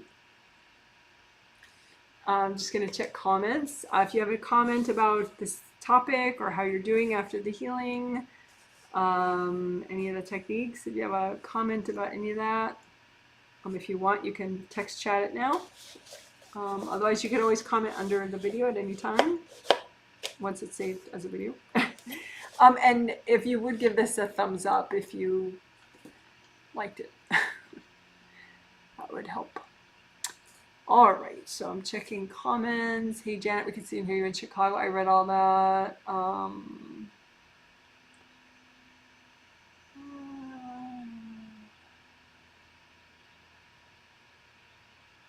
Tuning in from Chicago, hello. I'm so appreciative that you're doing so much abundance work today. Yes. Yes, yes. Thank you for the hearts. Thank you for talking about it. Thank you. You're welcome. All right. Well, let's see. Do I have any gardening stories? Not really. I haven't been gardening much. I've been watching Junior. I've been watching Netflix. That show I was talking about. I watched both seasons. There are only 2 seasons on Netflix for it.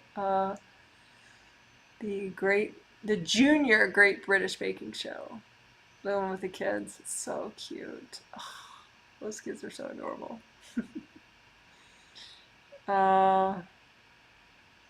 Someone says, I feel good. During the shame guilt part, I got triggered, but intuited that it was beings and got those recycled. Wow, how about you? Also got really sleepy until the holes work. Interesting. Thank you. You're welcome. Cool beans. Yes, I was watching Netflix. But hopefully I'll be able to do some gardening work this week. We'll see.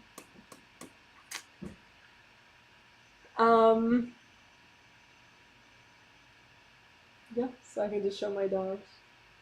I can get Izzy out of his cage, out of his carrier. He had to go into his carrier because Smokey barfed, and dogs eat anything they can. And if he ate Smokey's barf, that could make him sick. So I had to put him in the carrier so he didn't make himself sick. But then he's comfortable in there, so I just left him in there. Right there. So he's asleep. He likes it in there. Sometimes he goes in there by himself, but it's hard for him to open the door with his nose. So I'll see him trying to get in there with his nose. You don't leave him in there. He just seems so comfortable. I don't want to wake him up.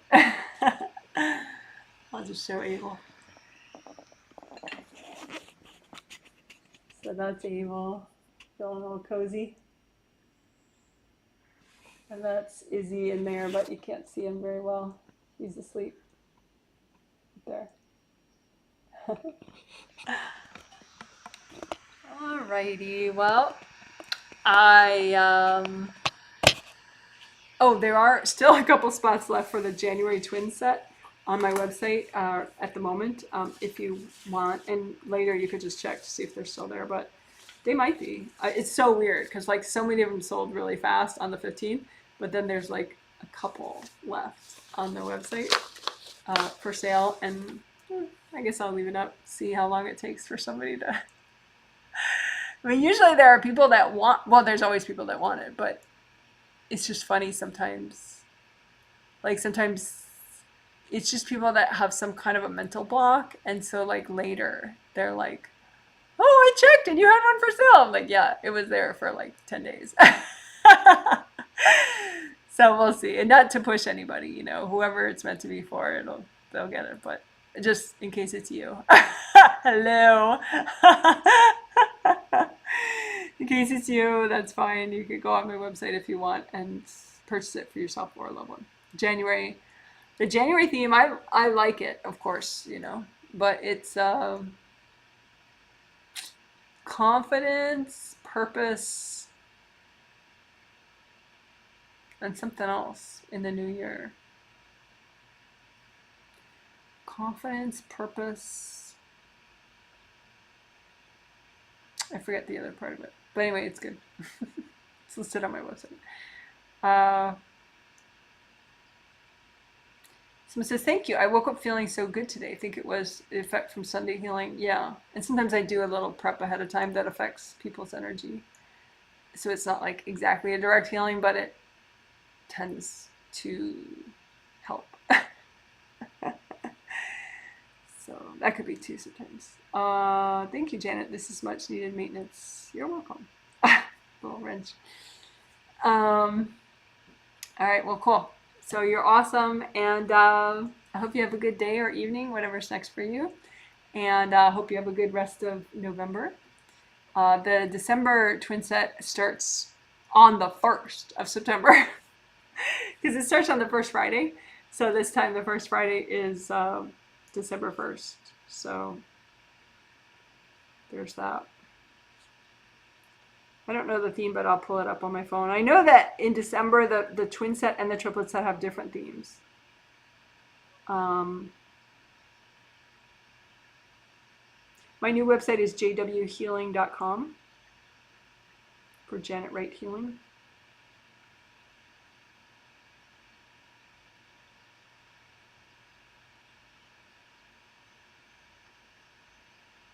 Oh my gosh, are you kidding me?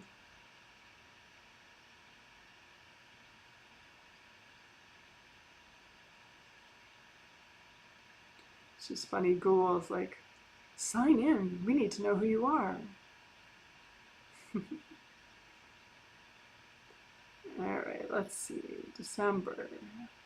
Ooh, how nice.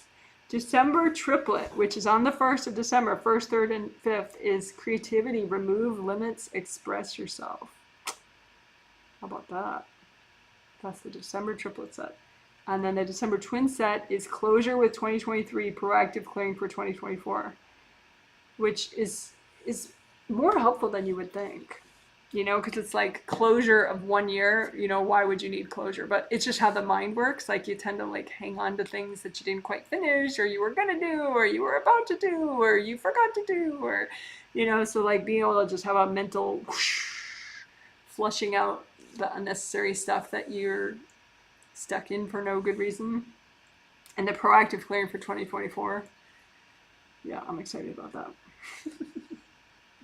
Let's see what that extra part of the theme was for January that I Forgot. Oh, of course, positive change. Yeah, that's the most fun aspect of it.